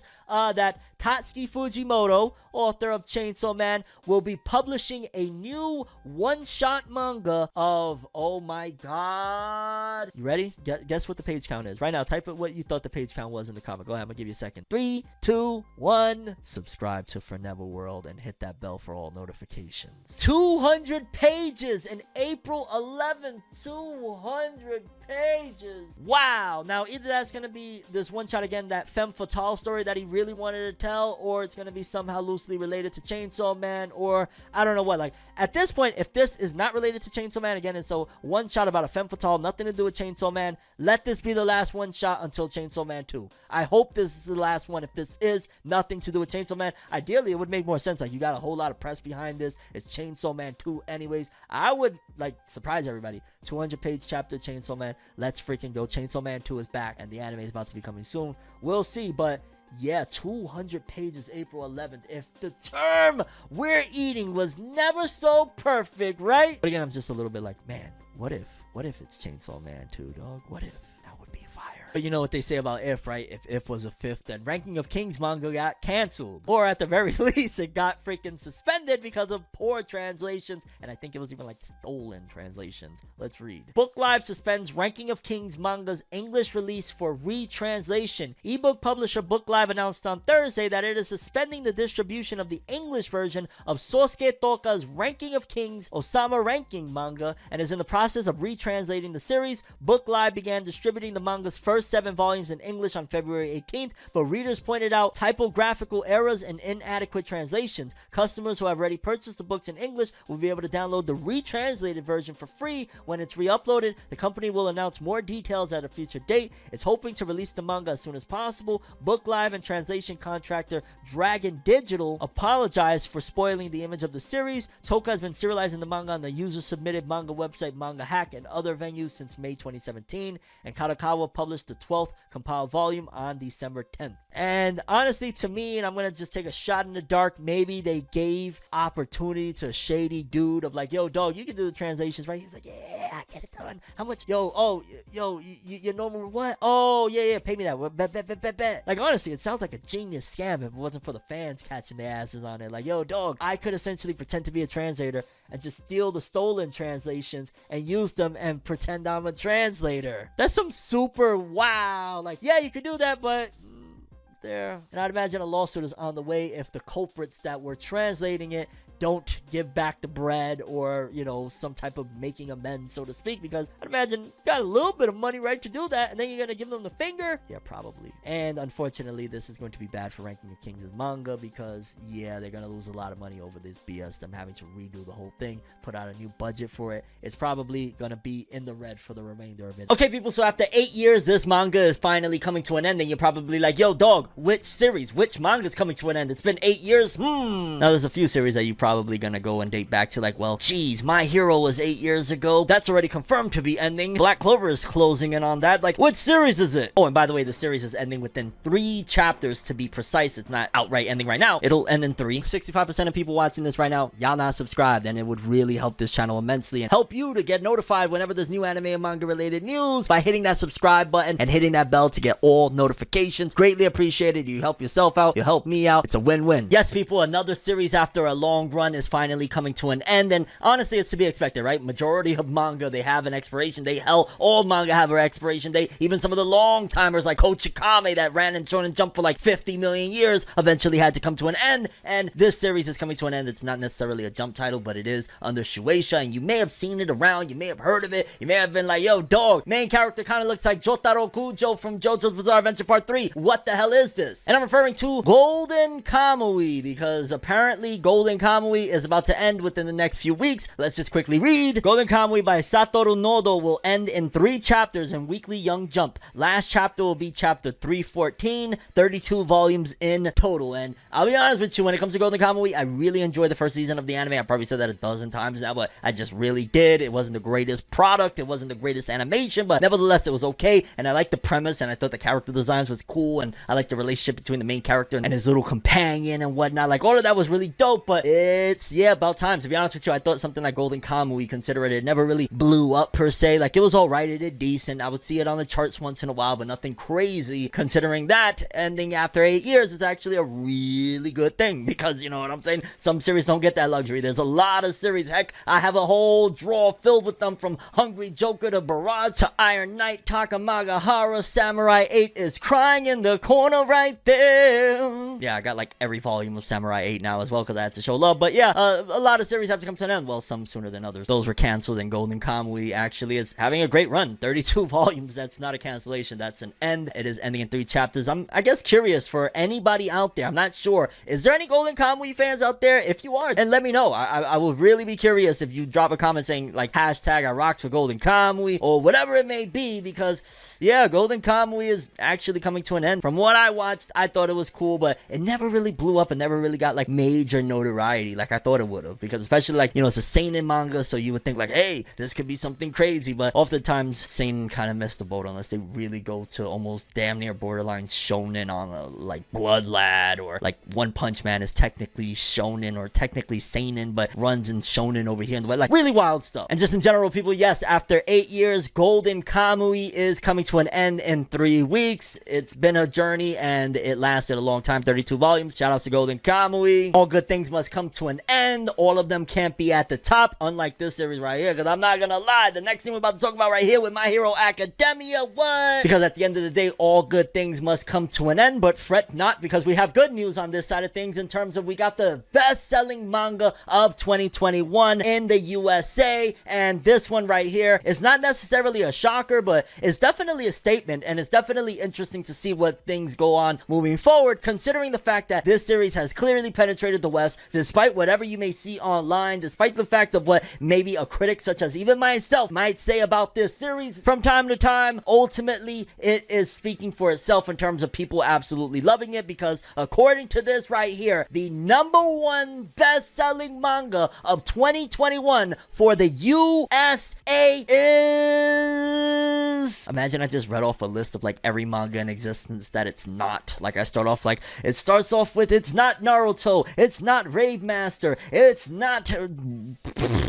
Astro Boy. That would be mighty funny and a big waste of your time, and I'm not going to do that, because My Hero Academia is the #1 selling manga in the USA for 2 years in a row. I don't care. Clap it up. Clap it up for My Hero Academia. That is one hell of a feat, and very awesome, and definitely well deserving. I'm saying like, yo, dog, you're doing it. No matter how you feel about My Hero Academia lately or recently or whatever it may be, My Hero Academia is clearly selling and clearly resonating with people in the West, because it says here, courtesy of Shonen Saito over on Twitter, My Hero Academia was the most sold manga in USA in 2021. It's followed closely by Kimetsu no Yaiba, aka Demon Demon Slayer and Shingeki no Kyojin, aka Attack on Titan, and then Jujutsu Kaisen and Chainsaw Man. It's curious how One Piece is just at place 16. What? Hold the phone. So at the tippy top is My Hero Academia, and then at number 2 is Demon Slayer, and then followed by Jujutsu and Chainsaw Man. So, which is kind of interesting that Chainsaw Man is showing, like, okay, even though it's very, very popular, it's still behind the other ones because it still doesn't have an anime. But just imagine when it gets that anime, again, different ball game. Jujutsu Kaisen being at number 4, that's interesting considering Jujutsu Kaisen is number 1 in Japan. But then you also got to look at it as we get things a lot later, volume-wise, right? Like something is really popular over there in Japan, and we don't get it volume-wise still for a very long time. That's something that we are not synced up with the Japanese. Over there, they be having, let's just say, volume 1 in March. We don't get volume 1 sometimes until the next year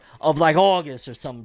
It's crazy like that. And then Attack on Titan at number 3. That's interesting that it definitely shows Demon Slayer has surpassed Attack on Titan in terms of, I mean, Attack on Titan right now, you know, it's at its pinnacle. It should be selling the most over here, but Demon Slayer is at number 2, and again, My Hero at number 1. And wow, honestly, I would be shocked if Shueisha allowed Horikoshi. It would have to be a straight up Horikoshi walking into their office and saying, I don't want to do this no more. I don't care no more. I'm walking away because, yo, at the very least, you're holding a throttle in the West, and Shueisha knows that that's a very valuable market and a very valuable place. For crying out loud, right now, one of the things that is looking like is for the sports arena, Haikyuu, considering it ended now, Shueisha doesn't have a stronghold over the sports manga arena or sports anime. Obviously, people still waiting for like the last season of Haikyuu. That's a different story. But nevertheless, when you got a series like Blue Lock coming for Kodansha, Blue Lock might be the next big thing, and it won't be from Shueisha in sports manga. And if they potentially made that mistake with Haikyuu, and like right now Kodansha is gonna have the ball for sports manga moving forward because they didn't have something to follow up with Haikyuu of a big sports series, unlike Kuroko, it went straight from Kuroko. Oh, Haikyuu's running with the baton right now,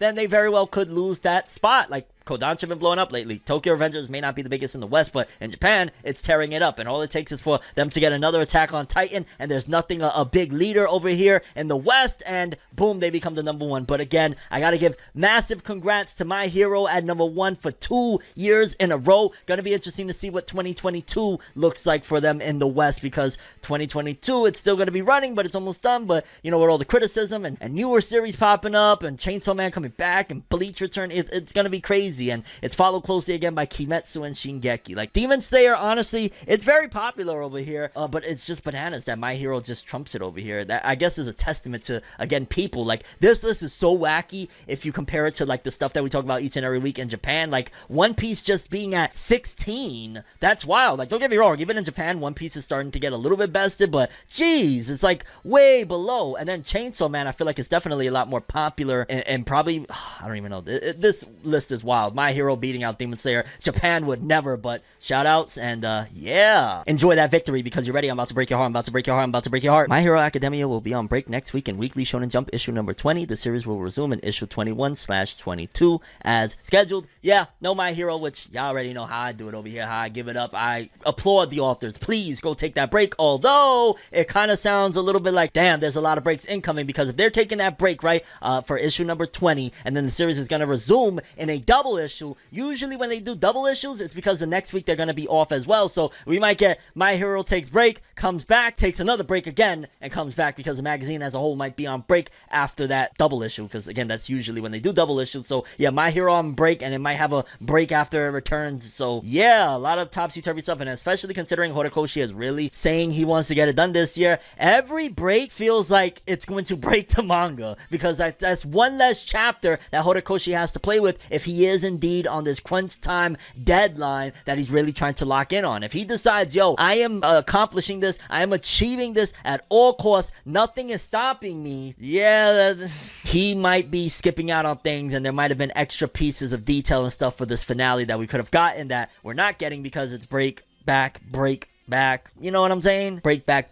My back is hurting right now over all of this. God damn. But either way, we just gotta wait and see. Again, right now, as it stands, My Hero Academia taking a couple of breaks. Horikoshi rest up and whatnot, but this is wild. I honestly hope that Horikoshi is not hell-bent on that deadline, and he just says, you know what? we're gonna probably miss it. We're gonna need more time, and screw it, because if not, it really doesn't feel like we can accomplish everything from now until the end of the year. But maybe that's me, I don't know. Because again, for all we know, we could be getting a time skip at the end of all this, right? It could be that My Hero Academia as a academia is going to end, and we're gonna end up in a big, massive time skip, similar to what we're waiting for in Boruto, like a big rebrand, a big, hey, they're older now. It'll feel a little bit more relatable to us from the previous gen, a big shonen that we want to champion it and stuff like that. Like, now's the time for the Z, for the Shippuden. Like, here we go. Because we got episode summaries for the upcoming episodes of Boruto, and I'm gonna run through these bad boys because I just gotta keep it G with you. I'm not really the most interested and enthusiastic about the Boruto anime right now. Of course, once we get to manga canon, and if I hear some crazy stuff, and if, hey, you're following it right now, which honestly, these spoilers could change my mind, who knows? It might be the craziest thing in the world and have me immediately like, yo, dog, I gotta turn this camera off right now and go watch Boruto, but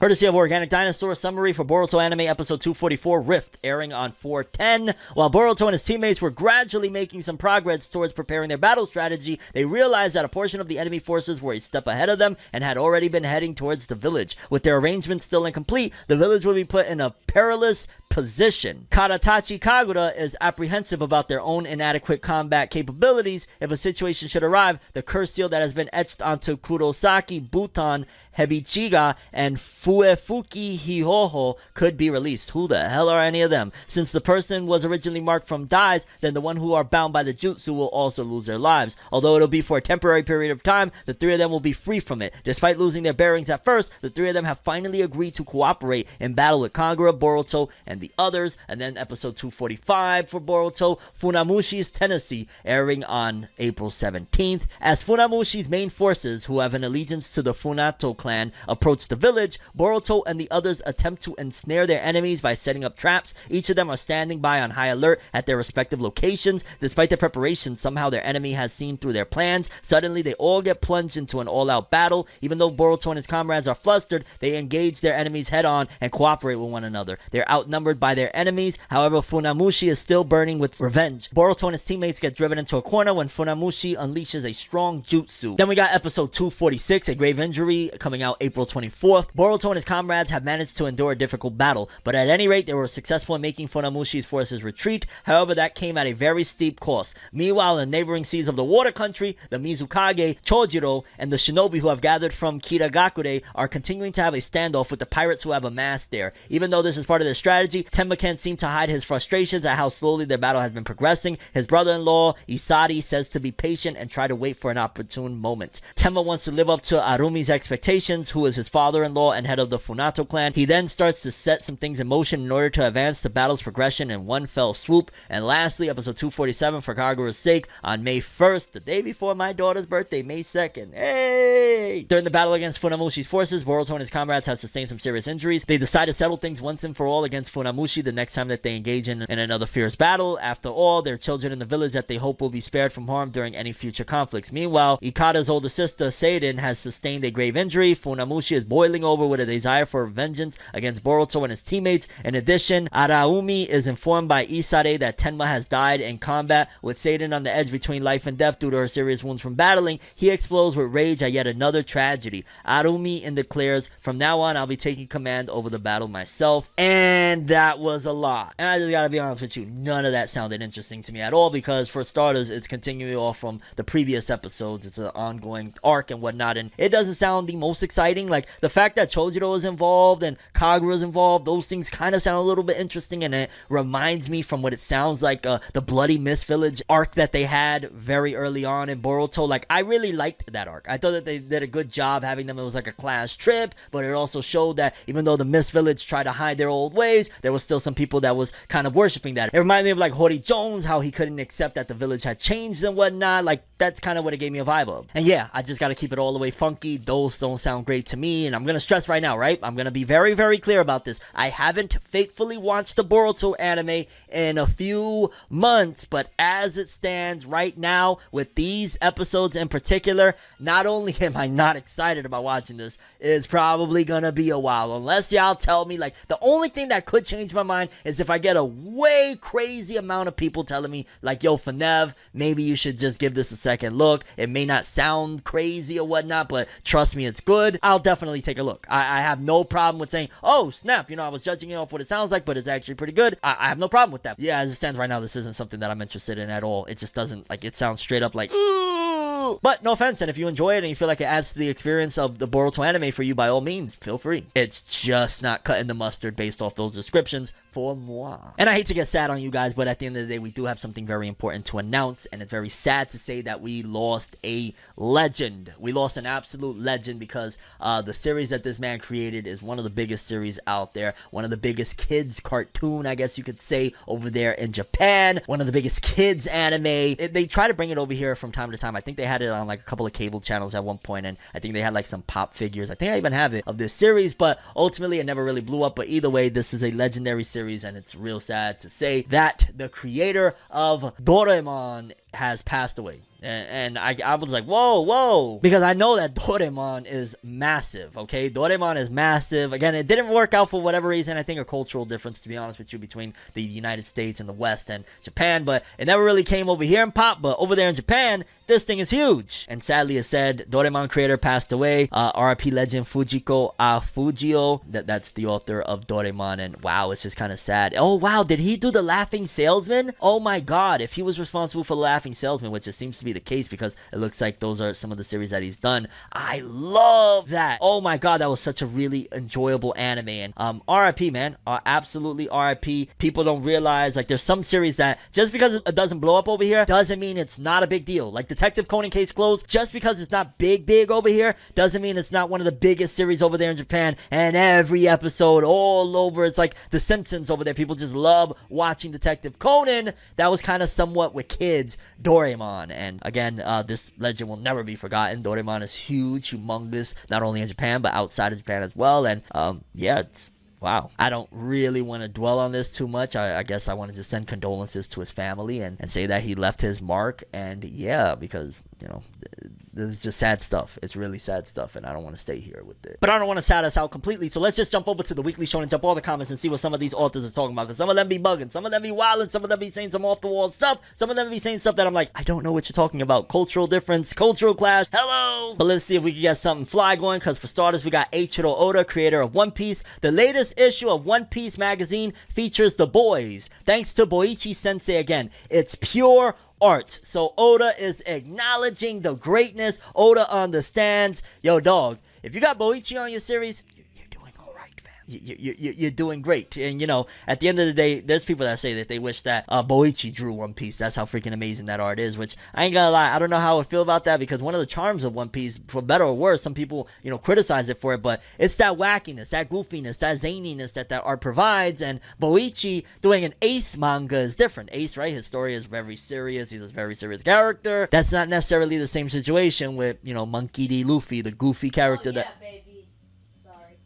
That's my nephew. He's playing J-Stars, in case you can't tell back there. Yeah. Yo, I ain't gonna lie, he's actually like buzzing some tail back there. Anywho, that's my nephew, lads. And following that, we got Yuji Kaku, author of Ashimon, which, hey, it's actually a little bit up in the rankings again. That's pretty dope in the TOC. He said, even when I think this is what I'll do for my next author comment, I always forget. Oh, God. Okay, the joke is old already, dog. Like, come on, fam. I know you're a mangaka. Probably stick to your lane, you know, jumping into that comedy aisle. Like, you looking like the T.I. of mangaka right now, dog. Like, yo, where's Godfrey? Godfrey! By the way, that is totally a very silly and immature joke. TIP, if you are watching this, dog, my bad, lads. I'm just a little comic book nerd. Then we got the author of Jujutsu Kaisen, Gege Akutami. If I ever time travel and meet my younger self, I'm gonna tell him, get in shape. Seriously. Yo, if that's not the most facts of facts upon facts, then god damn it, there's no such thing as facts. Meanwhile, Yuki Tabata is talking with a little love letter to his fans. Author of Black Clover said, to all my fans, thank you so much for the Valentine's Day chocolates again this year. Some people do it every year, and I really appreciate it. Nah, y'all really don't know. Like, y'all think, you know what I'm saying? Like, just like we have sometimes that impression of like, yo, there's just a million people out there and it's hard to really understand. Y'all don't realize sometimes, like, those little messages, like, sometimes people be hitting me up with, like, the most really heartfelt messages of, like, just inspiring and cheering me on and stuff like that. Yo, that makes your day. Like, honestly, for a content creator like myself, sometimes it just reminds me, like, oh, word, they really do rock my shit. Yo, I am making a change. You know what I'm saying? There's people that really, they don't got, like, no nobody to talk to. They don't got no friends. They don't got nothing of anything when it comes to their interests, hobbies of anime and manga. And they feel like, you know, they rock with me. I feel like we have this bond. It's a weird thing, but, you know, this is where we are in 2022, and I rock with it heavy. And I'm just saying, next Valentine's Day, dog, I got like, you know, over 500,000, 600,000 of you guys. Yo, if y'all want to send me some chocolates, dog, I don't need them. Just say what's up. Happy Valentine's Day for Nev. Of course, get healthy, lad, and plus we're fasting around here right now. Meanwhile, Hajime Komodo, author of Martial Magic and Muscle, said, when this is over, I want to go on a trip somewhere with a warm beach. Is he referring to like the series itself, or like is it something to do with his previous comment, like maybe he's sick or something like that? Like, what are you talking about? Like, it sounds like the author of Martial, he gives little inklings of, he probably realizes that writing manga is really, really hard, and he's not that enthusiastic about it. Maybe that's why he came out with that comment, what was it, last year, saying, hey, series is half over, we're ending it soon, dog. It's not gonna be one of those long runners. And then Jump was like, no, you're gonna be a long runner. This is Weekly Shonen Jump. You're in here forever. It's like some pact or some shit. It's like a blood pact in order to be in Shonen Jump. Like, you gotta cut your finger and go to the editor of Shonen Jump, the chief editor, and be like, please, Shonen Jump, allow me. I don't know, something cringy like that. That was cringe, lad. And let's wrap this one off with Gen Osuka from Doran at dead last, and that's not a good sign. So not only the latest volume flopped and it sold horribly, now it's also, yeah, Doran is out of here. But he said, I can finish a Haagen-Dazs cup instantly. Were they always this small? They've been decreasing the size for a long time, and honestly, that was, I'm talking of knowledge of like 15 years ago, 10 years ago, something like that. Like, I haven't ate a Haagen-Dazs ice cream in ages. I am going to lie to you, but I remember I was like, they're smaller and smaller. And then I can only imagine, because the US, you know, they pack our portion sizes. Over there in Japan, probably giving them a tiny little thing like a dot or some shit. Like, yo, dog, this is all the Haagen-Dazs we could put in there. We gotta, you know, conserve and shit like that. Everything's going up, the economy, capitalism. I've been talking about capitalism a lot lately, and I know a few of you are like, yo, Fornev, what's with all the capitalism? I don't know, it's just kind of like a word thrown around from time to time, I guess. I mean, I know what it means, but yeah. But again, shout out to all the authors of Weekly Shonen Jump. Always a pleasure to hear what they got to say, including Oda, which again, we got to report on him because some crazy stuff is going down in the world of One Piece every day. And we got 2 pieces of updates, including One Piece Gakuen by Sohei Koji, which I want to say is like a class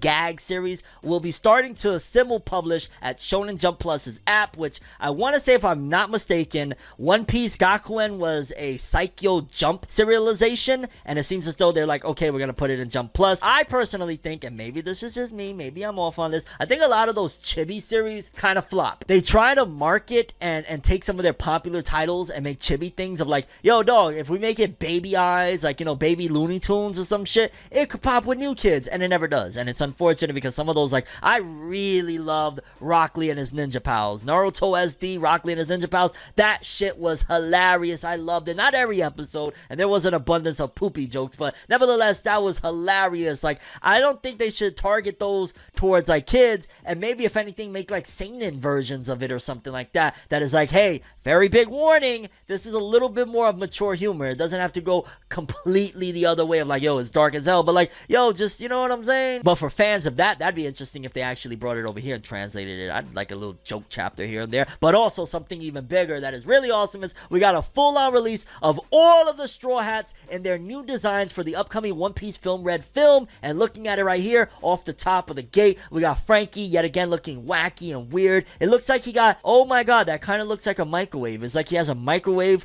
with like a stop button attached to him. Oh my god, it looks like the YouTube icon in a way, but on a microwave or something. Okay. And then we got Robin. Robin, very basic, but that's always the beauty of Robin. That's why Robin is like Robin Chuan, like the one you marry. You know what I'm saying? Look at her. She's just basic but elegant. Then you got Sanji. I ain't gonna lie, Sanji looks so swag. He looks straight out of France. Aha, bonjour, mademoiselle. And then Nami, dog. Nami. Woohoo! Getting a little bit hot in here. Then Luffy, that shirt. Oh my god, I need that shirt. Hold on, I gotta screenshot that. Yo, do y'all want me to like put that on a shirt or something? I could, you know, do something. That looks fire. And Zoro straight up looks, oh my god, that's my favorite of all of them. That shirt right there, what? That looks swag the hell out. Yo, why is Jinbei looking like Elvis, dog? Like, yo, dog, Hey! Yo, Brook. Holy cow. Brook looks like he's a part of Gen Z. Then we got Usopp reppin' for Kiss. And, yo, that's straight up probably a crossover and homage to Kiss. And it looks really dope. And if you think about it, holy cow. I wonder if all of them are homages to, like, things from different time periods. Because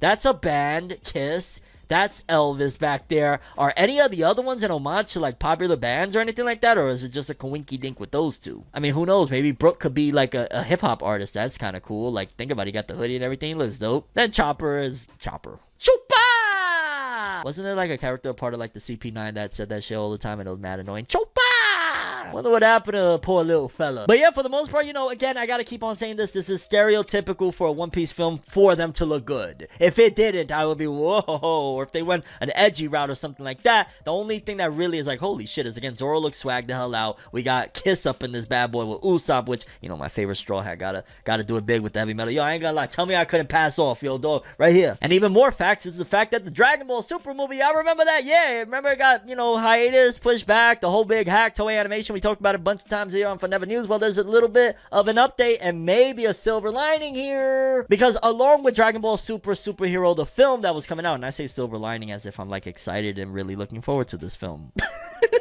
But they were supposed to be releasing, again, some novels alongside this film to kind of coincide and whatnot. And I believe they were supposed to release around the same date, maybe even on the same date or something like that. But of course, y'all know Dragon Ball Super Superhero was delayed, and I don't believe they have a solid date yet. But according to this, it says Dragon Ball Super Superhero novels have both been seemingly rescheduled to June 30th, 2022 at Shueisha Books' website. So if there is no confirmation on a date yet, you can bet that at the very least, probably by June 30th, the film will be out. I'm not gonna lie, it does give them an opportunity to change some things and do some things. I don't know if they want to just throw the 3D CG out and do a whole 2D movie and all of that jazz. I'd be fine with it. If they did that, they would be legends. I'm not even gonna lie. If they straight up say, yo, we didn't want to insult y'all, we threw that shit out, we made a new movie, we put a whole bunch of time and money into it, we did it. Which is unrealistic because, yeah, it's not that long from now until the movie's supposed to come out, and you can't make a giant new 2D movie in that time. But it would be freaking awesome. But not as awesome as, well, to some people anyway. I don't know if I'm necessarily the most excited about this, as Kochikame creator Osamu Akimoto publishing a new one-shot in Graham Jump issue number 11, out 2022,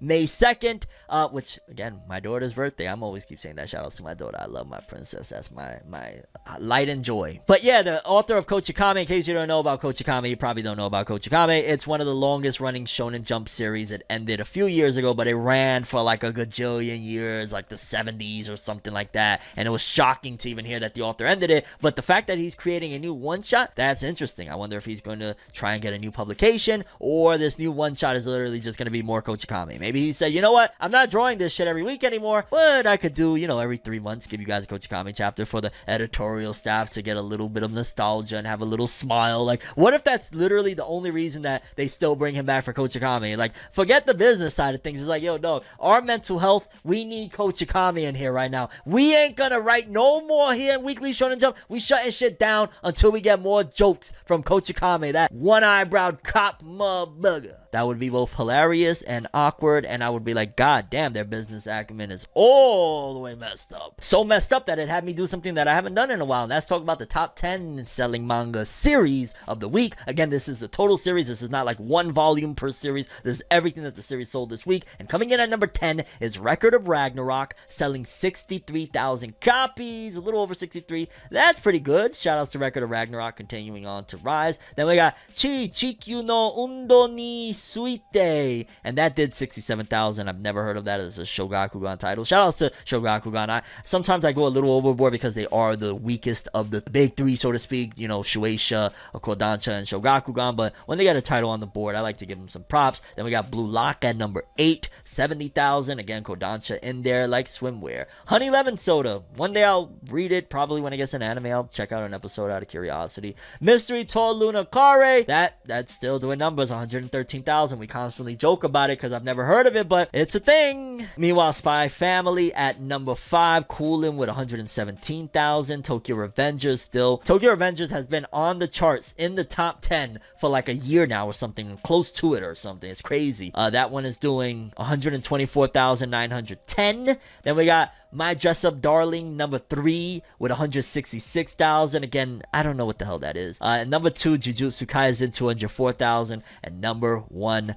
One Piece, 263,000, which is very, very interesting to see. Nevertheless, shout outs to all of them. But wow, because when we're looking at the top 50 of the week for last week, I want to say that One Piece had been number 2, it looked like. So interestingly enough, the back volumes for One Piece came through, or the sales of the volumes or whatever's going on right now came through and gave it the number 1. And I like to see it. Like, don't get me wrong, I love it when a series gives competition to One Piece, but I also like to see the GOAT come through, do GOAT things, you know, 20 plus years into the game, still hitting number 1, out doing the big dog of right now, Jujutsu Kaisen. Shout outs to Oda. And you may have missed it on a previous episode of FORNEVER News, but pretty much things have been getting really, really dicey between voice actors and the anime industry. In case you don't know, recently some voice actors came out and exposed the anime industry and said, yo, dog, we just did the Jujutsu Kaisen Zero film, you know, the one that has surpassed Dragon Ball Super Broly, that is one of the biggest anime films today, did like 30 million in the box office already in the West alone, globally over 100 million and whatnot. You know that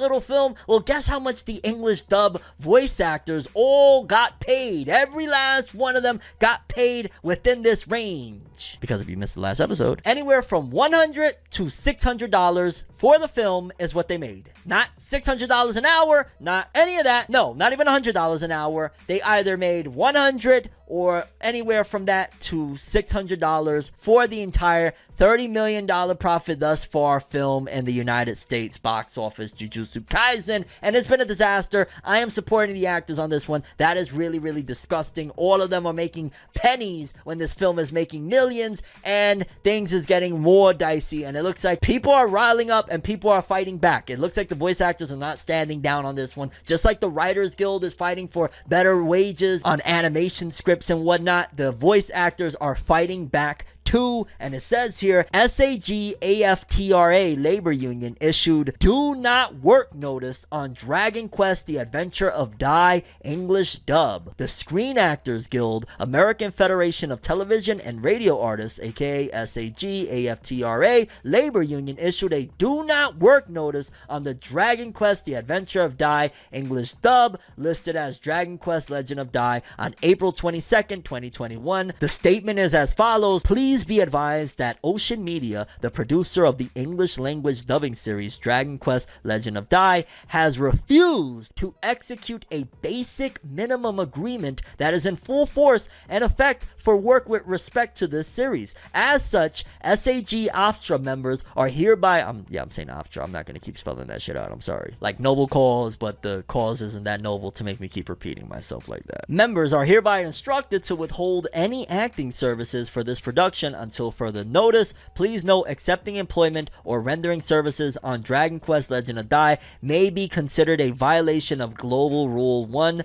Therefore, all SAG-AFTRA members are hereby informed that no member may accept work or appear on the above production. Violating this order may result in disciplinary action in accordance with the SAG-AFTRA Constitution. SAG-AFTRA represents over 160,000 performers, including voice actors, and negotiates contracts with studios to guarantee consistent pay, working conditions, contributions toward health insurance and pension, and preferential casting for union members. In the wake of the Crunchyroll Funimation merger, anime dub actors have highlighted the historical and ongoing underrepresentation of union dubs in the North American anime dubbing industry. The anime of Riku Sanjo and Koji Inada's Dragon Quest The Adventure of Dai premiered, of course, October 2020. So if you was hoping for a Dragon Quest Adventure of Dai dub, don't hold your breath, because things is going to get worse before they get better. Y'all know these corporations and conglomerates, they look at it like this: we just dropped billions for this. You think we...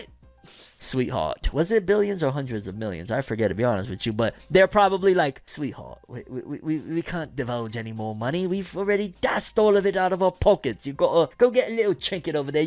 We'll give you a little bit of cake. And that's probably legit how they see things, in terms of like, dog, we just bought you think we just spent all this money and we're gonna give you guys extra money and a bonus? Like, Although here's where things is gonna get interesting, right? Because look at it like this. When which I believe they're referred to as this, don't quote me, I remember this from like back in the day. What was it? Sister? Oh my god, I'm referencing Sister. I believe they're called scabs, where you work, where like pretty much if there's a strike and everybody's like, we're on strike, and you will work for that company, you're considered like a scab or something. Maybe I'm saying the wrong word, I don't know. But either way, you're crossing the picket fence and you're doing the wrong thing essentially in their eyes, and there's gonna be repercussions for that. So anybody, even you watching this right now, let's just say you're an aspiring voice actor, you want to get into the anime industry, you want to do something really awesome, and you're like, yo dog, they offered me a spot at Dragon Quest Adventure Die, I did the audition, they offering me this, and now I'm hearing this on FORNEVERNEWS, what do I do? And I'll be honest with you, if you do this, you can very well get a role in there. You might even get good with the production company there. They might be like, yo, we needed it, thank you so much. But you can probably kiss ever working in a capacity with some of these people goodbye. They're probably gonna be like, oh, anybody that works for them, y'all never gonna be able to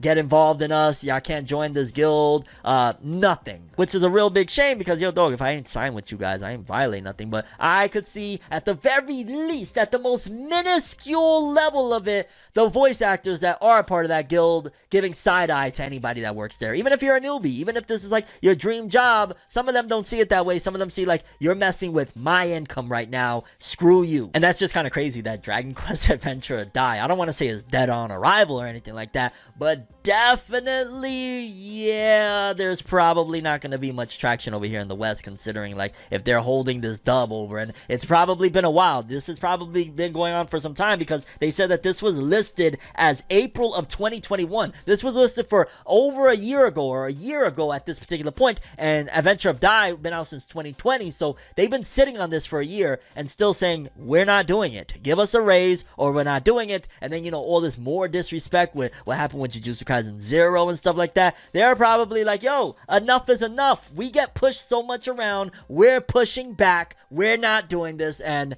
bravo to them, standing up to the corporations. I respect it, I get it, it's admirable. I don't know where that'll leave you in the future, because if the corporations decide, you know what, Greg over there knows how to voice act Greg, stay away from them, we don't care about them, you come over here dog, you're the new guy right here. As a matter of fact, you're taking over the role right now, you're the MC. And Greg is like, oh my god, I am Die now, yay. And then they look at everybody that is protesting outside and slam the doors. And a company could do that. It would be horrible press, I don't think it would work, and they'd probably do something a little bit different so that they don't look as basically heartless. But yeah, that's oftentimes how a lot of companies move, because a news cycle is only going to last so long, right? I mean, at the end of the day, some people are very persistent, and shout outs to them that they'll keep on, you know, campaigning or whatever. But people look at it as they're going to get tired eventually. And yeah, so we'll see where this story goes. But as it stands right now, again, it looks like it's going to continue to get even more ugly before it gets better, with the battle between the voice actors and the anime industry in terms of trying to get higher wages, because they're not trying to budge. Real big shame. But that's all we have for today's episode. Curious what you guys think. Most important story, favorite story, something that I didn't talk about that you're like, yo Fonev, you should talk about that one, let me know. That's all I have for this one though. Thanks for watching, hope you enjoyed. I'm ForneverWorld, and as always people, have an awesome day, and remember the golden rule: anime and manga for life, boy. Have an awesome day, peace, and you guys just watched another episode of Forever News.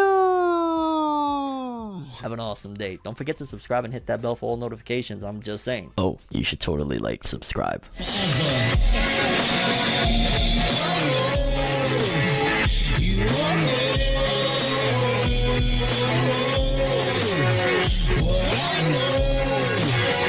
So just go to